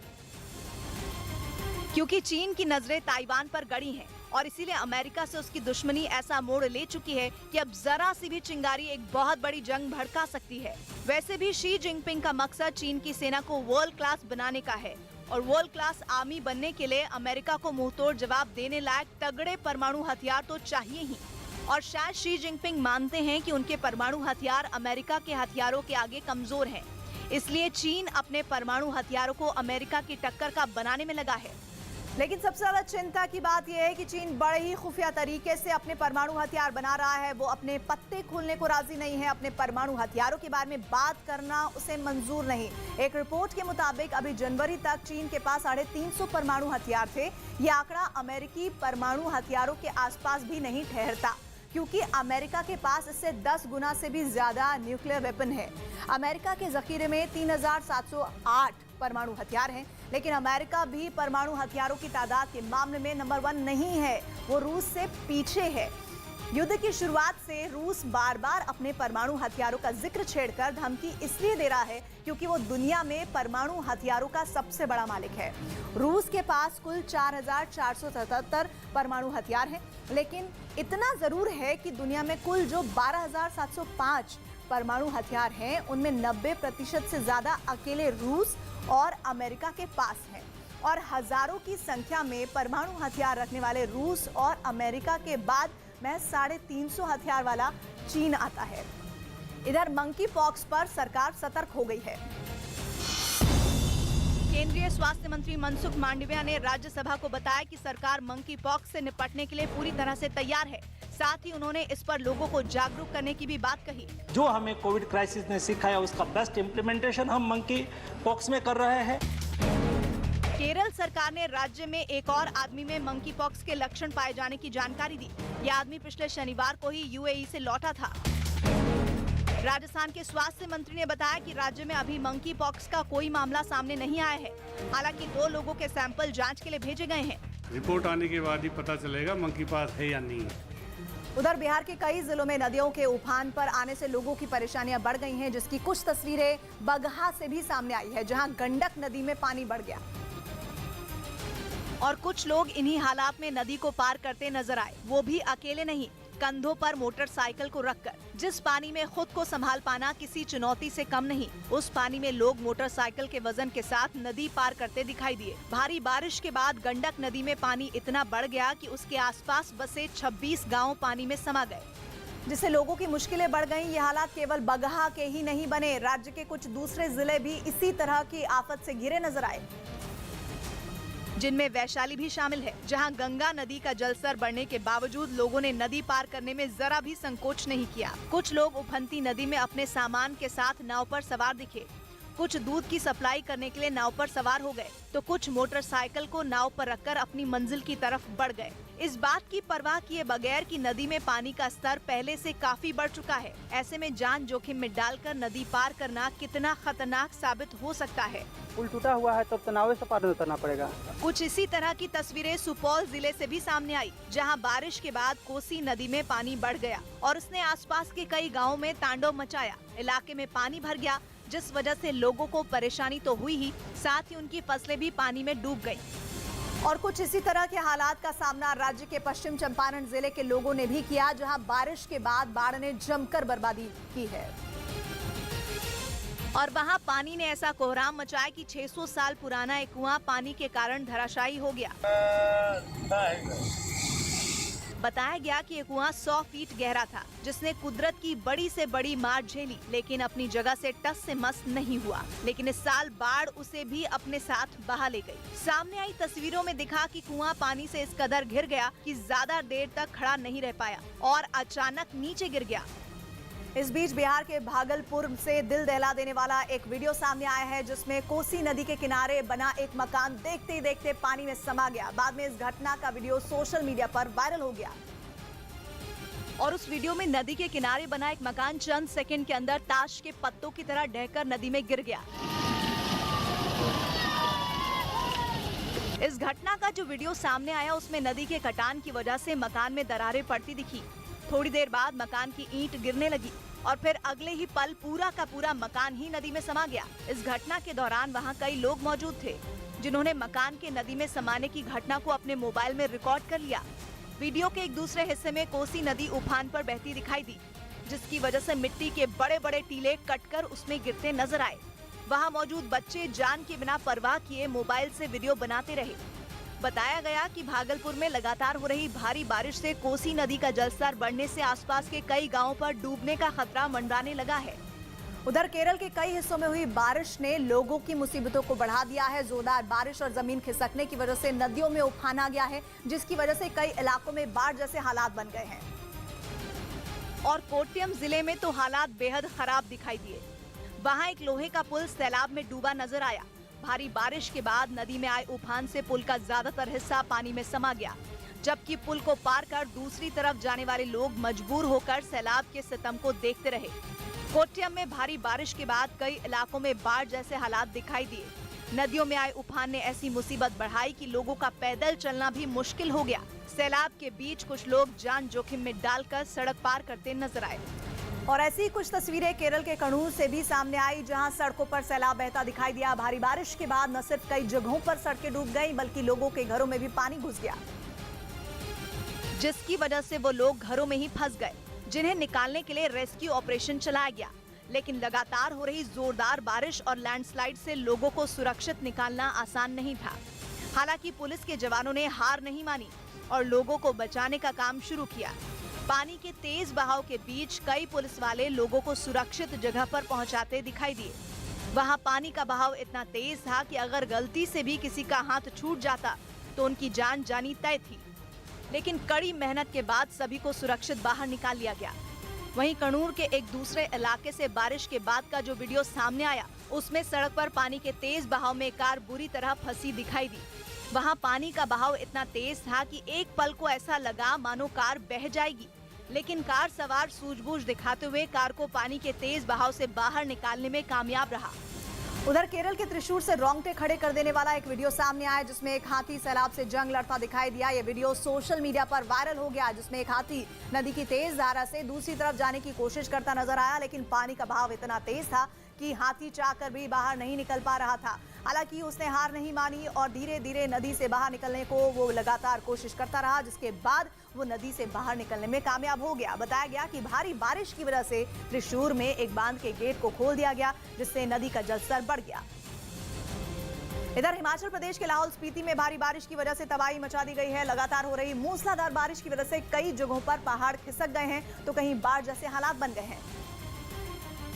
और बारिश की वजह से आए सैलाब में वहां घूमने आए कई सैलानी फंस गए, जिन्हें प्रशासन ने रेस्क्यू ऑपरेशन चलाकर सुरक्षित जगहों पर पहुंचाया। इस रेस्क्यू ऑपरेशन का जो वीडियो सामने आया, उसमें बचाव दल के लोग पानी के तेज बहाव के बीच लोगों का हाथ पकड़कर उन्हें सुरक्षित निकालने की कोशिश करते दिखाई दिए, लेकिन बड़े बड़े पत्थर होने की वजह से लोगों को निकालने में जवानों के पसीने छूट गए। हालांकि कई घंटों की मशक्कत के बाद सभी को सुरक्षित बाहर निकाल लिया गया। बताया गया कि लगातार हो रही भारी बारिश की वजह से कई इलाकों में अचानक बाढ़ आ गई, जिसकी वजह से वहां 105 सैलानी फंस गए थे, जिन्हें देर रात रेस्क्यू कर लिया गया। उधर बंगाल में शिक्षक भर्ती घोटाले के आरोपों पर ईडी की जांच तेज हो गई। ईडी ने कोलकाता समेत कई जगहों पर फिर छापेमारी की। इस दौरान अर्पिता मुखर्जी के ठिकानों पर भी ईडी की टीम पहुंची और कई सबूत जुटाए। अर्पिता मुखर्जी और पार्थ चटर्जी की कोलकाता के ईएसआई अस्पताल में मेडिकल जांच करवाई गई, जहां अर्पिता ने दावा किया कि बरामद पैसे उनके नहीं हैं और उनकी गैर मौजूदगी में ये पैसे उनके मकान में लाए गए। अर्पिता के पड़ोसियों ने न्यूज 18 को बताया कि पार्थ चटर्जी भी पहले अर्पिता के घर आ चुके हैं। पार्थ चटर्जी सिर्फ एक ही बार सिर्फ देखे यहाँ आए। इस बीच अमेरिका ने दावा किया कि उसने अफगानिस्तान के काबुल में किए गए एक ड्रोन अटैक में आतंकी संगठन अल-कायदा के सरगना अल जवाहिरी को मार गिराया। 9/11 हमले के बाद करीब 21 सालों से अमेरिकी खुफिया एजेंसियों की आंखों में धूल झोंक रहे अल जवाहिरी की एक आदत ने उसे मौत के मुंह में पहुंचा दिया। और अमेरिका ने 31 जुलाई को ड्रोन से ऐसी मिसाइलें दागी जिसने पलक झपकते ही अल जवाहिरी का खात्मा कर दिया। अफगानिस्तान के काबुल में बने एक घर में पिछले कई महीनों से बड़े आराम से रह रहा अल जवाहिरी अपनी एक आदत की वजह से अमेरिका के निशाने पर आ गया। दावा किया गया कि अल-कायदा के सरगना की उसी आदत ने अमेरिका को उसका पता दे दिया। और दुनिया के बेहद खूंखार आतंकी संगठन के सरगना अल जवाहिरी को इस बात की भनक तक नहीं लगी कि उसकी छोटी सी गलती उसे हमेशा के लिए मिटा देने वाली है, क्योंकि अमेरिकी खुफिया एजेंसी की निगाह उसकी हर एक हरकत पर थी। वो तो बस इंतजार कर रहे थे कि कब इस बात को पुख्ता किया जा सके कि काबुल के शेरपुर के एक मकान में अल जवाहिरी जैसा खतरनाक आतंकी रह रहा है। और अमेरिका को मौका भी मिल गया जब अल जवाहिरी खाना खाने के बाद मकान की बालकनी में था। असल में जवाहिरी को खाना खाने के बाद रोज बालकनी में आने की आदत थी, लेकिन इस बार जैसे ही वो वहां आया, अमेरिकी खुफिया एजेंसी ने उसकी पहचान की पुष्टि कर दी। इसके बाद ड्रोन से हमला करके जवाहिरी को मौत के घाट उतार दिया गया। और अमेरिकी खुफिया विभाग ने इस हमले को भारतीय समय के मुताबिक 31 जुलाई को सुबह 7:18 पर अंजाम दिया। लेकिन दुनिया के सबसे खतरनाक आतंकी संगठन अल-कायदा के सरगना अल जवाहिरी की मौत का ऐलान एक रोज पहले किया गया। कहा जा रहा है कि अमेरिका ने अल जवाहिरी को ठीक वैसे ही ठिकाने लगाया जैसे उसके आका ओसामा बिन लादेन को मार गिराया गया था। अमेरिका ने 2 मई 2011 को पाकिस्तान के एबटाबाद में एक ऑपरेशन को अंजाम दिया और लादेन को ढेर किया था। और कुछ उसी तरह का खुफिया ऑपरेशन उसने 31 जुलाई 2022 को किया, जिसमें अल जवाहिरी का खात्मा कर दिया गया। और इस दिन का इंतजार अमेरिका के साथ साथ पूरी दुनिया कर रही थी, क्योंकि ओसामा बिन लादेन के बाद अल जवाहिरी वो दूसरा चेहरा बचा था जिसने अमेरिका में 11 सितंबर 2001 में वर्ल्ड ट्रेड सेंटर पर हमला किया था और लादेन का हर कदम उसका साथ दिया था। और यही वजह है कि अल जवाहिरी ही ओसामा के खात्मे के बाद उसका वारिस बना। वो ओसामा की मौत के बाद से ही उसकी सल्तनत संभाल रहा था। लादेन को मारने के बाद अमेरिका को लगा कि अल-कायदा भी खत्म हो जाएगा, लेकिन अल जवाहिरी ने ऐसा नहीं होने दिया। कहा जाता है कि लादेन की मौत के बाद अल जवाहिरी ने अपने दम पर दुनिया के बेहद खतरनाक आतंकी संगठन को जिंदा रखा। अमेरिका को 9/11 हमले के बाद से ही अल जवाहिरी की तलाश थी। कहा जाता है कि अल जवाहिरी ही वो आतंकी था जिसने वर्ल्ड ट्रेड टावर पर हुए हमले के लिए विमानों को हाईजैक करने में मदद की थी। और इसी वजह से वो लादेन के बाद उनकी हिट लिस्ट में था। अमेरिकी खुफिया एजेंसी CIA लगातार उसकी तलाश में लगी हुई थी। उसकी कोशिश थी कि किसी तरह बस एक सुराग मिले और वो अल जवाहिरी को मिटाने के लिए ऑपरेशन शुरू कर सके। लेकिन अल जवाहिरी का पता लगा पाना इतना भी आसान नहीं था। वो लगातार अपनी जगह बदलता रहता था। हालांकि CIA को इसी साल एक खबर मिली थी कि जवाहिरी की पत्नी और बच्चे काबुल में बने एक घर में रहते हैं और करीब 6 महीने पहले इस बात का भी पता चला था कि अल जवाहिरी भी उसी घर में रहता है। लेकिन अमेरिका कोई चूक नहीं चाहता था, इसलिए उसने कुछ और दिन लगाकर अल जवाहिरी की पहचान को पहले पक्का किया।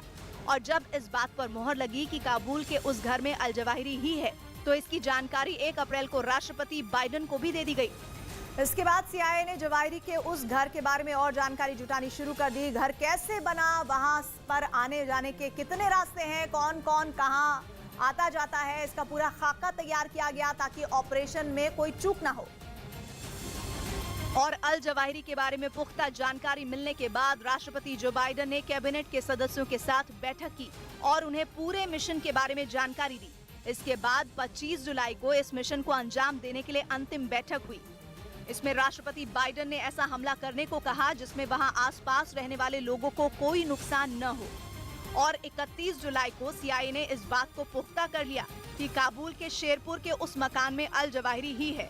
इसके बाद ड्रोन से हेलफायर मिसाइल दागकर जवाहिरी को ढेर कर दिया गया। और कहा जा रहा है कि अमेरिका ने अल जवाहिरी को खत्म करने के लिए जो हेलफायर मिसाइल चुनी वो भी बहुत सोच समझकर चुनी गई थी।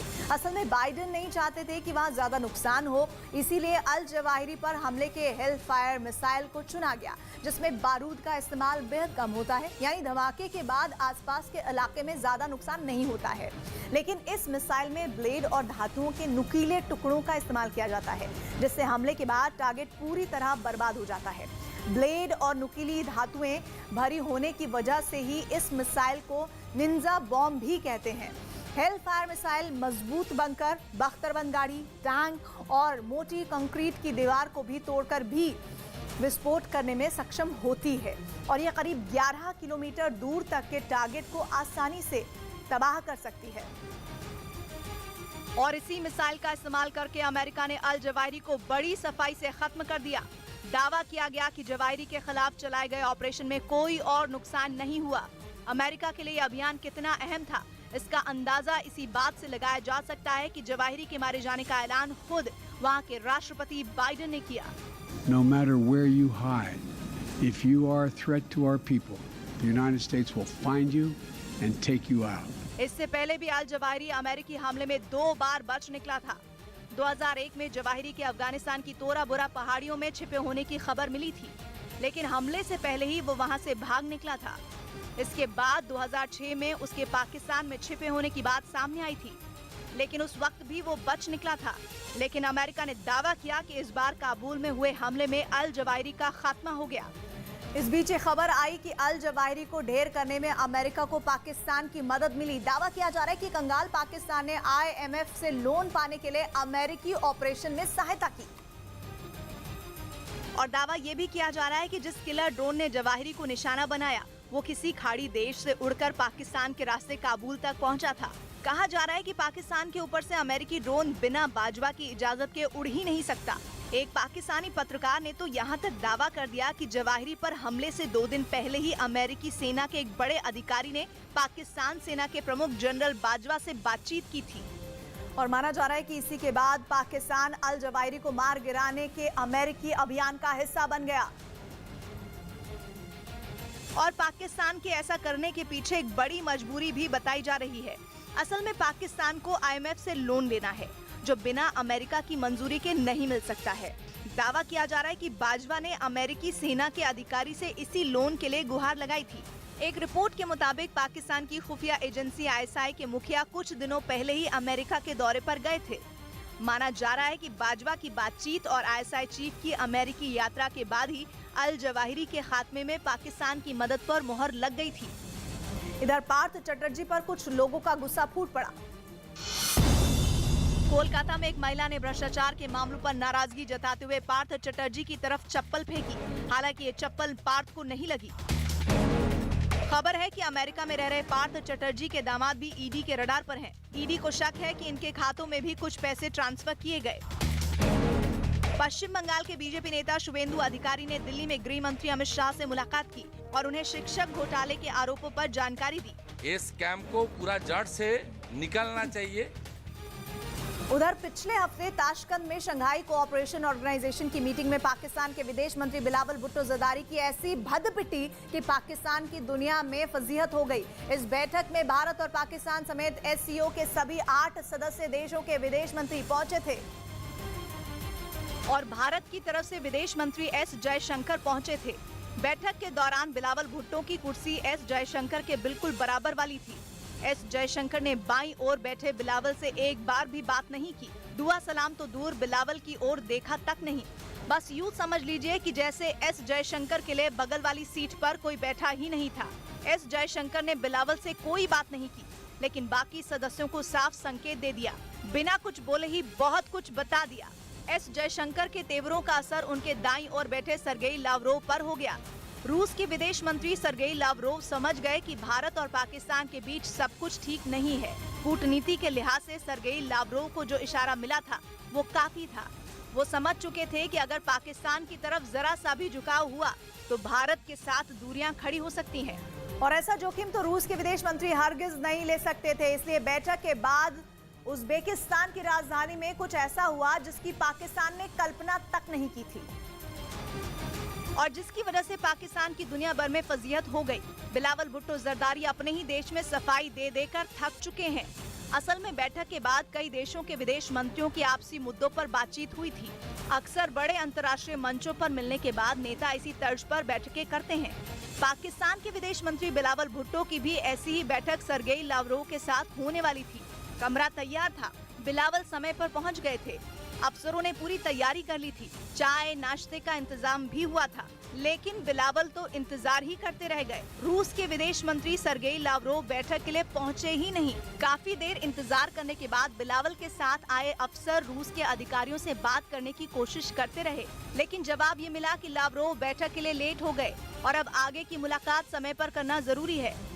इसलिए बैठक हुई ही नहीं। पाकिस्तान की आर्थिक हालत इस वक्त बेहद नाजुक है। उसे मददगारों की सख्त जरूरत है। ऊपर से रूस जैसा मुल्क तो पाकिस्तान के लिए बहुत बड़ी ताकत है। इसीलिए ये घटना पूरे पाकिस्तान में बवाल की वजह बनी हुई है और खास तौर पर वहां के विपक्ष के लिए भी रूस से जुड़ी हर घटना खास है, क्योंकि माना तो ये जाता है कि फरवरी में इमरान खान का मॉस्को पहुंचकर पुतिन से मिलना ही उनकी सरकार जाने की बड़ी वजह बना था।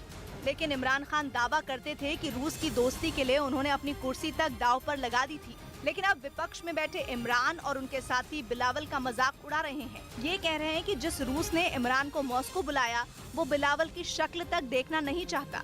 रशिया के वज़ीर ख़ारजा ने बिलावल भुट्टो से मिलने से इनकार कर दिया। लेकिन बिलावल भुट्टो जरदारी के पास इस सवाल का जवाब नहीं है कि आखिर तय मुलाकात से लावरोव पीछे क्यों हट गए। ऊपर से रही सही कसर पाकिस्तान के ही पत्रकारों ने पूरी कर दी, जिन्होंने मुलाकात का पूरा ब्यौरा वहां की जनता को बता दिया। ये भी बता दिया कि बिलावल इंतजार करते रह गए, लेकिन तय हुई मुलाकात में भी लावरोव शामिल ही नहीं हुए और वहां के पत्रकारों ने ही इसकी समीक्षा भी कर दी। जनता को ये बता दिया कि मुलाकात रद्द होने की जड़ में भारत है। बैठक में भारत के विदेश मंत्री एस जयशंकर से बिलावल की बात तक नहीं हुई। इसलिए रूस समझ गया कि पाकिस्तान से दोस्ती करना भारत को नाराज करने वाला होगा। जब से यूक्रेन में जंग छिड़ी है, इमरान खान की तरह भारत का कोई नेता मॉस्को तो नहीं गया, लेकिन रूस से दोस्ती निभाने में भारत ने कसर नहीं छोड़ी। रूस से कच्चे तेल का सौदा कर भारत ने पुतिन को बहुत बड़ी ताकत दी है। दुनिया के किसी भी मंच पर भारत ने रूस के खिलाफ कुछ नहीं बोला। हाँ, जिम्मेदार मुल्क की तरह हर बार युद्ध खत्म करने की अपील जरूर की। भारत का बड़ा बाजार और दुनिया में भारत का प्रभाव रूस अच्छी तरह जानता है। इसलिए जब लावरोव को समझ में आया कि भारत नाराज हो सकता है, उन्होंने मुलाकात ही रद्द कर दी। अब तो हालात ये हैं कि पाकिस्तान में ही बिलावल का मजाक बनाया जा रहा है। ये तक कहा जा रहा है कि अगर बिलावल की जगह हिना रब्बानी खार को भेजा जाता तो शायद ऐसी फजीहत नहीं होती। इधर हेरल्ड केस में कार्रवाई तेज हो गई। ईडी ने हेरल्ड मामले में दिल्ली और लखनऊ समेत देश भर के कई शहरों में छापेमारी की, जिसके विरोध में कुछ कांग्रेस कार्यकर्ताओं ने दिल्ली में प्रदर्शन किया।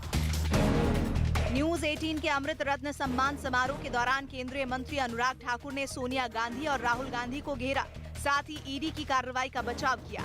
क्या वो देश के कानून से ऊपर है? ईडी के छापे पर राहुल गांधी ने सोशल मीडिया पर एक पोस्ट लिखी, जिसमें उन्होंने महंगाई और दूसरे मुद्दों पर लड़ाई जारी रखने की बात कही। कांग्रेस पार्टी की इमेज खराब करने के लिए ये सारी चीजें की जा रही है। उधर हेरल्ड केस में ईडी ने दिल्ली के आईटीओ पर मौजूद नेशनल हेरल्ड के दफ्तर पर छापेमारी की, जिसके खिलाफ कांग्रेस ने मोर्चा खोल दिया। इस मामले में ईडी ने दिल्ली और कोलकाता समेत 12 जगहों पर छापा मारा। इससे पहले ईडी ने इसी मामले में सोनिया गांधी और राहुल गांधी से पूछताछ भी की थी, जिसके विरोध में कांग्रेस ने देश भर में सत्याग्रह किया और अब एक बार फिर कांग्रेस के कार्यकर्ता ईडी के खिलाफ सड़कों पर आ गए। असल में कांग्रेस कार्यकर्ताओं ने ये मोर्चा तब खोला जब सुबह करीब 10:30 बजे के आसपास ईडी की एक टीम नेशनल हेरल्ड के दफ्तर में छापेमारी के लिए पहुंची। इस वक्त इस हेराल्ड हाउस में जो है ईडी की टीम जो है वो छानबीन कर रही है, छापेमारी कर रही है। ईडी की छापेमारी का पता चलते ही हेरल्ड हाउस के बाहर कांग्रेस समर्थकों की भारी भीड़ जमा हो गई। हाथों में नारे लिखी तख्तियां और बैनर लेकर कांग्रेस कार्यकर्ताओं ने वहां हंगामा खड़ा कर दिया। विरोध जताने के लिए कुछ लोग हेरल्ड हाउस के सामने बैठ गए। इस दौरान प्रदर्शन कर रहे लोग लगातार ईडी के खिलाफ नारे लगाते रहे। धरने पर बैठे प्रदर्शनकारियों को पुलिस के अधिकारियों ने समझाने की कोशिश की, लेकिन जब वो नहीं माने तो पुलिस के जवानों ने उन्हें जबरदस्ती हटाना शुरू किया, जिसके बाद प्रदर्शन कर रहे लोग भड़क गए। कई लोग तो पुलिस से बहस करने लगे, जबकि कुछ लोग हेरल्ड हाउस के अंदर जाने की कोशिश करने लगे। हालांकि पहले से तैनात पुलिस के जवानों ने उन्हें रोक लिया, जिससे नाराज कांग्रेस कार्यकर्ता वहीं धरने पर बैठ गए। इसके बाद पुलिस ने उन्हें वहां से उठाना शुरू किया, लेकिन कांग्रेस के समर्थक वहीं डटे रहे। हालांकि काफी मशक्कत के बाद हेरल्ड हाउस के बाहर बैठे प्रदर्शनकारियों को हटा दिया गया, लेकिन उन्हें हटाने में पुलिस के पसीने छूट गए। कांग्रेस का प्रदर्शन यहीं खत्म नहीं हुआ, बल्कि हेरल्ड हाउस के बाहर से हटने के बाद कांग्रेस के लोग विरोध जताने के लिए सड़क के बीचों बीच बैठ गए, जिसकी वजह से वहां जाम लग गया। हालात बिगड़े तो एक बार फिर पुलिस ने मोर्चा संभाला। अधिकारियों ने सड़क पर बैठे लोगों को समझाने की कोशिश की और जब वो नहीं माने तो उन्हें जबरन उठा दिया गया। इस दौरान प्रदर्शन कर रहे लोगों ने केंद्र सरकार पर ईडी के गलत इस्तेमाल का आरोप लगाया। नेशनल हेरल्ड दफ्तर के बाहर खड़े हैं, ईडी के यहाँ पर आने का विरोध करते हैं। ईडी की छापेमारी के विरोध में कांग्रेस कार्यकर्ताओं का काफी देर तक प्रदर्शन चलता रहा, जिसकी वजह से वहां अफरा तफरी का माहौल बना। इधर शेयर बाजार में मामूली बढ़त रही। बैंक और फार्मा समेत कुछ सेक्टरों के शेयरों में हल्की बढ़त रही। इससे सेंसेक्स 21 अंक चढ़कर 58,136 पर बंद हुआ। साथ ही निफ्टी 5 अंक ऊपर 17,345 पर पहुंच गया। यूजीसी ने देश भर की सेंट्रल यूनिवर्सिटीज में दाखिले के लिए होने वाली परीक्षाओं की तारीखों का ऐलान कर दिया। ये परीक्षाएं 1 से 7 और 9 से 11 सितंबर के बीच होंगी। महाराष्ट्र के नासिक में पुलिस ने बच्चों को बेचने वाले एक गिरोह का पर्दाफाश किया और 4 लोगों को गिरफ्तार कर लिया।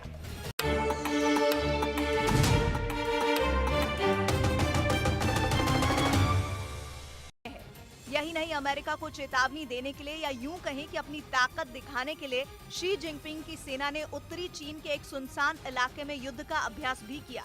चीन की तरफ से उसकी सेना के इस अभ्यास का एक वीडियो भी जारी किया गया, जिसमें उसके सैनिक दुश्मनों पर काल बनकर टूटते दिखाई दिए। वीडियो में चीनी सेना के कई लड़ाकू हेलीकॉप्टर एक साथ उड़ान भरते और आसमान से ही टारगेट को ध्वस्त करते नजर आए। मतलब ये कि चीन अपने इस युद्ध अभ्यास से ये साफ कर देना चाहता है कि अगर अमेरिकी संसद के निचले सदन की स्पीकर नैन्सी पेलोसी ने ताइवान का दौरा किया तो उसकी सेना चुप नहीं बैठेगी, क्योंकि उत्तरी चीन के जिस हिस्से में शी जिनपिंग की सेना ने जंग का अभ्यास किया, उसे देखकर ये साफ हो गया कि ताइवान के मुद्दे पर चीन अमेरिका से जंग लड़ने की तैयारी कर चुका है। सैन्य अभ्यास का जो वीडियो चीन ने जारी किया, उसमें शी जिनपिंग के सैनिक हर हालात में जंग लड़ने और दुश्मनों को तबाह करने की ताकत को परखते दिखे। लड़ाकू हेलीकॉप्टर से दुश्मन की जमीन पर उतरकर उन्हें ढेर करने का गुर भी चीन के सैनिकों ने दिखाया। इसके अलावा आसमान से दुश्मन के ठिकानों पर बम बरसाने का भी अभ्यास किया गया। यही नहीं, दुश्मन के लड़ाकू विमानों और हेलीकॉप्टरों को चकमा देने और उन्हें मिट्टी में मिलाने की भी तैयारी को परखा गया। और इस मिलिट्री ड्रिल के जरिए शी जिनपिंग ने ये दिखाने की कोशिश की कि वो किसी भी कीमत पर ताइवान के मुद्दे पर झुकने वाले नहीं है और उनकी सेना किसी भी देश की सेना से मुकाबले के लिए न सिर्फ तैयार है बल्कि उनके छक्के भी छुड़ा सकती है। मतलब ये कि इस मिलिट्री ड्रिल के जरिए चीन ने अमेरिका को अपनी ताकत भी दिखा दी और एक बार फिर ये चेतावनी दे दी कि अगर उसने ताइवान के मुद्दे पर अड़ंगा लगाने की कोशिश की तो उसे गंभीर परिणाम भुगतने होंगे। Of Speaker Pelosi, and if the U.S. continues down the wrong path, we will take strong and resolute measures to ensure our sovereignty and security interests. सैन्य अभ्यास का जो वीडियो जारी किया गया, उसमें हवा से जमीन पर और जमीन से हवा में मार करने की सैन्य ताकत को भी परखा गया। वीडियो के एक हिस्से में चीनी सेना के लड़ाकू हेलीकॉप्टर पहले से तय किए गए टारगेट को ध्वस्त करते दिखाई दिए। जैसे ही हेलीकॉप्टर से निकलने वाले रॉकेट टारगेट से टकराए, वहां धूल और धुएं का गुबार छा गया। इसी तरह चीनी सेना के कुछ सैनिक लॉन्चर की मदद से दुश्मन के ठिकानों पर रॉकेट दागते दिखे। यही नहीं, सैन्य अभ्यास के दौरान चीन के सैनिक रणनीति बनाते और उन पर अमल करते भी नजर आए। असल में नैन्सी पेलोसी का ताइवान दौरे की वजह से ही शी जिनपिंग का दिमाग फिरा हुआ है और यह खबर भी आ चुकी है कि चीन नैन्सी पेलोसी के विमान पर हमला कर सकता है।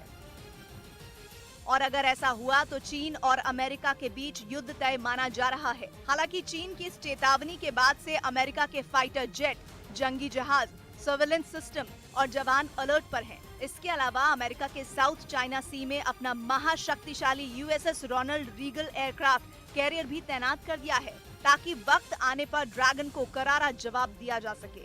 असल में चीन को ये मंजूर नहीं है कि अमेरिका का कोई बड़ा नेता ताइवान जाए, क्योंकि चीन ताइवान को अपना हिस्सा मानता है, जबकि ताइवान खुद को अलग देश। चीन अमेरिका से इस बात से भी चिढ़ा है क्योंकि वो ताइवान के साथ खड़ा है और वो कई बार चीन को ये धमकी दे चुका है कि अगर उसने ताइवान पर चढ़ाई की तो उसे अमेरिका का प्रकोप झेलना पड़ेगा। मतलब ये कि रूस और यूक्रेन के अलावा जंग का एक और मोर्चा खुल सकता है जो ताइवान की जमीन पर लड़ा जाएगा और इस युद्ध में चीन और अमेरिका आमने सामने होंगे। उधर चीन के परमाणु परीक्षण पर आई खबर ने अमेरिका समेत पूरी दुनिया के कान खड़े कर दिए हैं। एक न्यूज वेबसाइट निकाय ने सैटेलाइट तस्वीरों के हवाले से दावा किया है कि चीन किसी भी वक्त परमाणु परीक्षण है ना।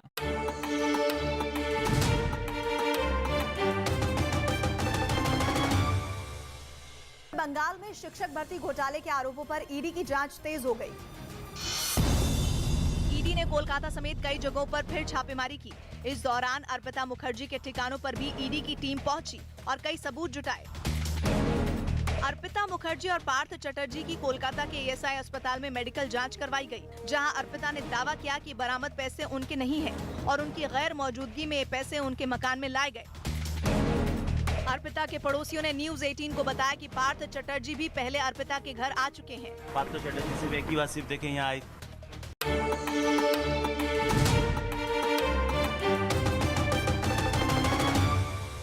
लकीरें ला दी हैं। असल में चीन ताइवान को अपना हिस्सा मानता है और इसलिए अमेरिकी नेता के ताइवान दौरे के फैसले से चीन आग बबूला हो गया, क्योंकि अमेरिकी संसद की निचले सदन की नेता नैन्सी पेलोसी ने जैसे ही ताइवान का दौरा करने की बात कही, उसे चीन अपने आंतरिक मामलों में अमेरिका का दखल बताने लगा। यहाँ तक कि उसने सीधे सीधे अमेरिका को धमकी तक दे दी कि अगर उसने ताइवान और चीन के बीच आने की कोशिश की तो अंजाम बुरा होगा। हालांकि अमेरिका ने इस पर अपना रुख साफ कर दिया। अमेरिकी रक्षा विभाग ने एक बयान जारी कर ये दावा किया कि वो चीन के साथ कोई तनाव नहीं चाहते। We will not take the bait or engage in saber rattling. लेकिन बावजूद इसके चीन अपनी हरकतों से बाज नहीं आया। उसने अमेरिका को अपनी ताकत दिखाने के इरादे से अपने सैन्य अभ्यास बढ़ा दिए। इस बीच अमेरिका ने दावा किया कि उसने अफगानिस्तान के काबुल में किए गए एक ड्रोन अटैक में आतंकी संगठन अल-कायदा के सरगना अल जवाहिरी को मार गिराया। 9/11 हमले के बाद करीब 21 सालों से अमेरिकी खुफिया एजेंसियों की आंखों में धूल झोंक रहे अल जवाहिरी की एक आदत ने उसे मौत के मुंह में पहुंचा दिया।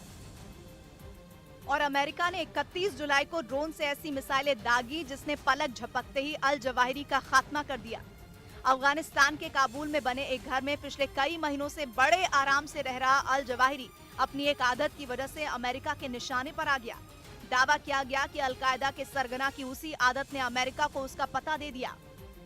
और दुनिया के बेहद खूंखार आतंकी संगठन के सरगना अल जवाहिरी को इस बात की भनक तक नहीं लगी कि उसकी छोटी सी गलती उसे हमेशा के लिए मिटा देने वाली है, क्योंकि अमेरिकी खुफिया एजेंसी की निगाह उसकी हर एक हरकत पर थी। वो तो बस इंतजार कर रहे थे कि कब इस बात को पुख्ता किया जा सके कि काबुल के शेरपुर के एक मकान में अल जवाहिरी जैसा खतरनाक आतंकी रह रहा है। और अमेरिका को मौका भी मिल गया जब अल जवाहिरी खाना खाने के बाद मकान की बालकनी में था। असल में जवाहिरी को खाना खाने के बाद रोज बालकनी में आने की आदत थी, लेकिन इस बार जैसे ही वो वहां आया, अमेरिकी खुफिया एजेंसी ने उसकी पहचान की पुष्टि कर दी। इसके बाद ड्रोन से हमला करके जवाहिरी को मौत के घाट उतार दिया गया। और अमेरिकी खुफिया विभाग ने इस हमले को भारतीय समय के मुताबिक 31 जुलाई को सुबह 7:18 पर अंजाम दिया। लेकिन दुनिया के सबसे खतरनाक आतंकी संगठन अल-कायदा के सरगना अल जवाहिरी की मौत का ऐलान एक रोज पहले किया गया। कहा जा रहा है कि अमेरिका ने अल जवाहिरी को ठीक वैसे ही ठिकाने लगाया जैसे उसके आका ओसामा बिन लादेन को मार गिराया गया था। अमेरिका ने 2 मई 2011 को पाकिस्तान के एबटाबाद में एक ऑपरेशन को अंजाम दिया और लादेन को ढेर किया था और कुछ उसी तरह का खुफिया ऑपरेशन उसने 31 जुलाई 2022 को किया, जिसमें अल जवाहिरी का खात्मा कर दिया गया। और इस दिन का इंतजार अमेरिका के साथ साथ पूरी दुनिया कर रही थी, क्योंकि ओसामा बिन लादेन के बाद अल जवाहिरी वो दूसरा चेहरा बचा था जिसने अमेरिका में 11 सितंबर 2001 में वर्ल्ड ट्रेड सेंटर पर हमला किया था और लादेन का हर कदम उसका साथ दिया था। और यही वजह है कि अल जवाहिरी ही ओसामा के खात्मे के बाद उसका वारिस बना। वो ओसामा की मौत के बाद से ही उसकी सल्तनत संभाल रहा था। लादेन को मारने के बाद अमेरिका को लगा कि अलकायदा भी खत्म हो जाएगा, लेकिन अल जवाहिरी ने ऐसा नहीं होने दिया। कहा जाता है कि लादेन की मौत के बाद अल जवाहिरी ने अपने दम पर दुनिया के बेहद खतरनाक आतंकी संगठन को जिंदा रखा। अमेरिका को 9/11 हमले के बाद से ही अल जवाहिरी की तलाश थी। कहा जाता है कि अल जवाहिरी ही वो आतंकी था जिसने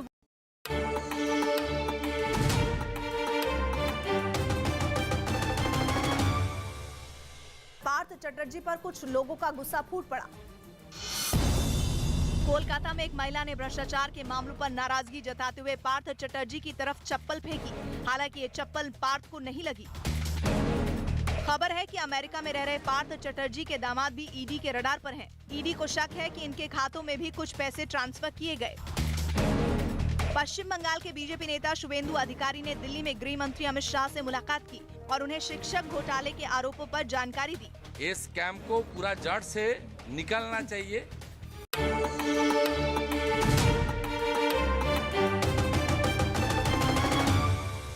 राष्ट्रपति बाइडेन को भी दे दी गई।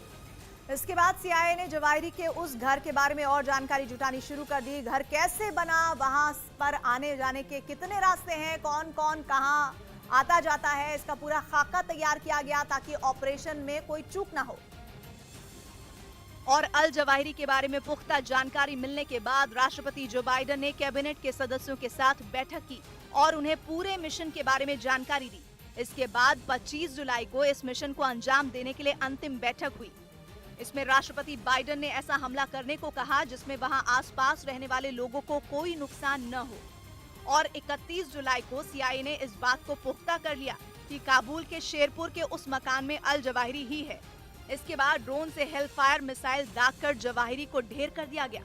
इस बीच ये खबर आई कि अल जवाहिरी को ढेर करने में अमेरिका को पाकिस्तान की मदद मिली। दावा किया जा रहा है कि कंगाल पाकिस्तान ने IMF से लोन पाने के लिए अमेरिकी ऑपरेशन में सहायता की।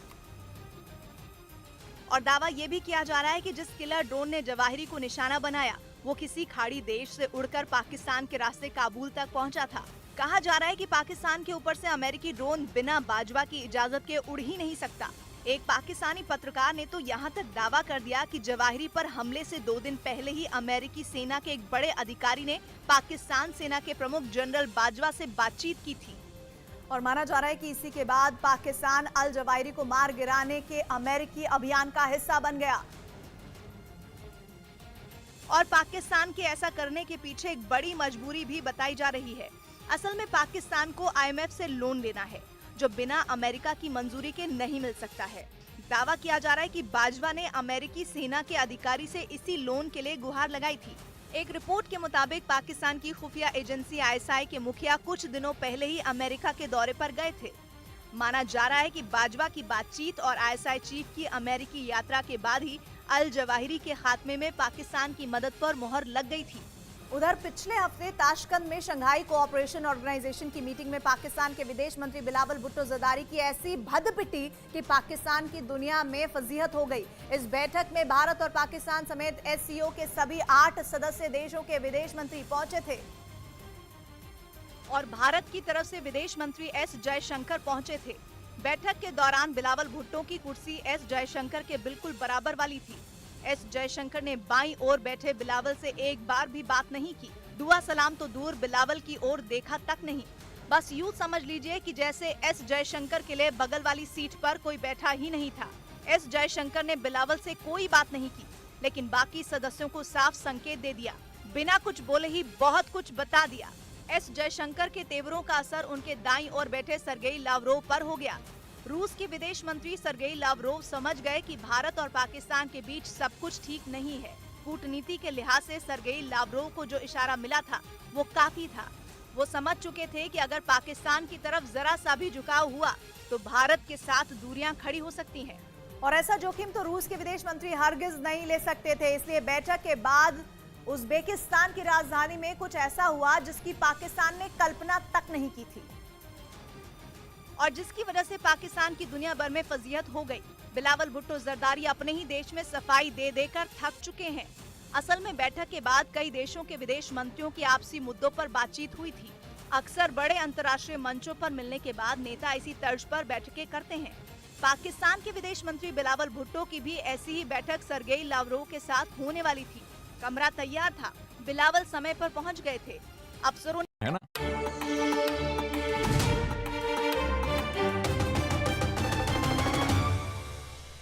हेरल्ड केस में कार्रवाई तेज हो गई। ईडी ने हेरल्ड मामले में दिल्ली और लखनऊ समेत देश भर के कई शहरों में छापेमारी की, जिसके विरोध में कुछ कांग्रेस कार्यकर्ताओं ने दिल्ली में प्रदर्शन किया। न्यूज 18 के अमृत रत्न सम्मान समारोह के दौरान केंद्रीय मंत्री अनुराग ठाकुर ने सोनिया गांधी और राहुल गांधी को घेरा, साथ ही ईडी की कार्रवाई का बचाव किया। क्या वो देश के कानून से ऊपर है? ईडी के छापे पर राहुल गांधी ने सोशल मीडिया पर एक पोस्ट लिखी, जिसमें उन्होंने महंगाई और दूसरे मुद्दों पर लड़ाई जारी रखने की बात कही। कांग्रेस पार्टी की इमेज खराब करने के लिए ये सारी चीजें की जा रही है।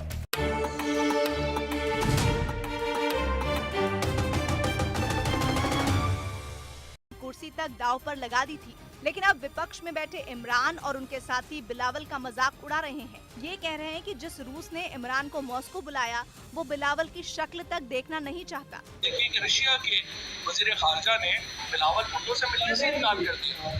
लेकिन बिलावल भुट्टो जरदारी के पास इस सवाल का जवाब नहीं है कि आखिर तय मुलाकात से लावरोव पीछे क्यों हट गए।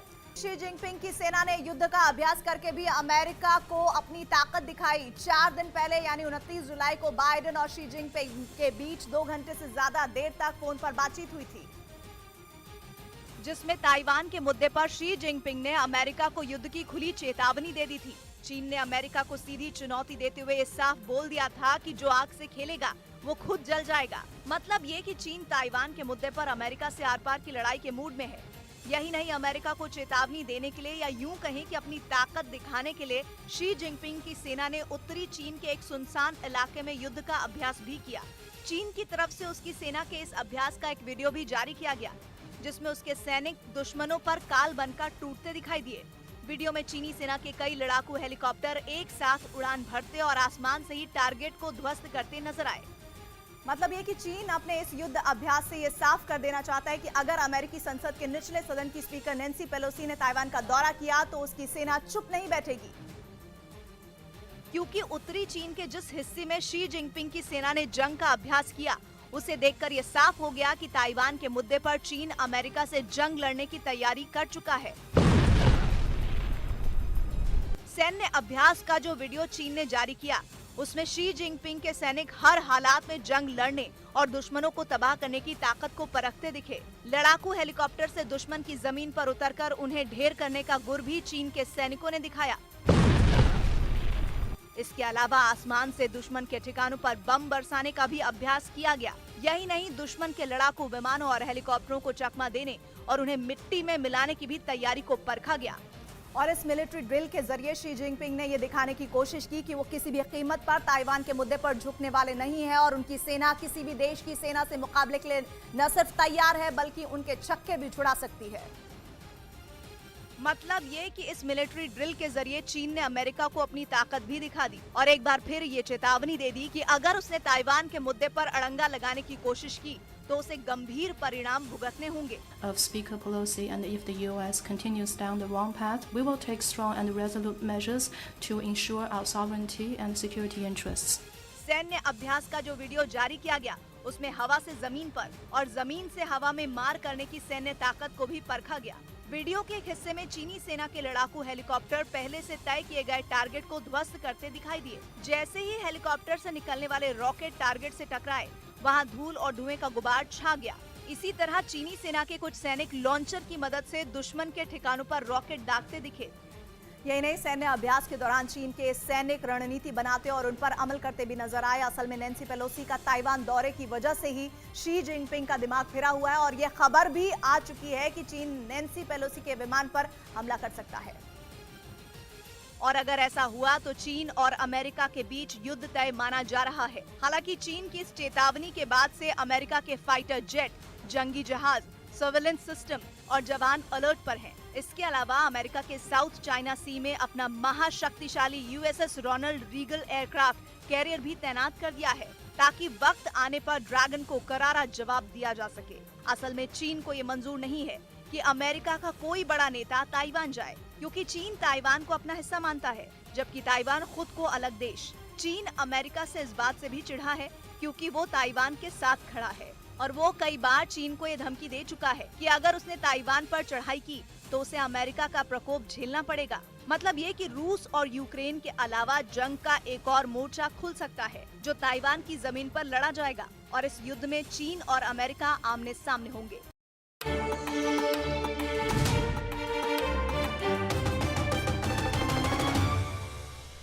उपराष्ट्रपति चुनाव के लिए बैलेट बक्से संसद पहुंच गए।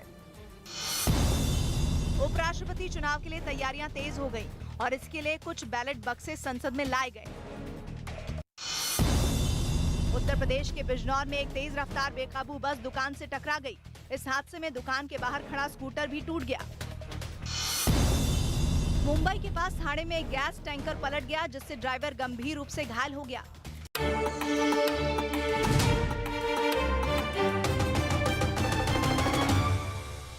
करने के लिए तार बिछी भी दिखाई दी।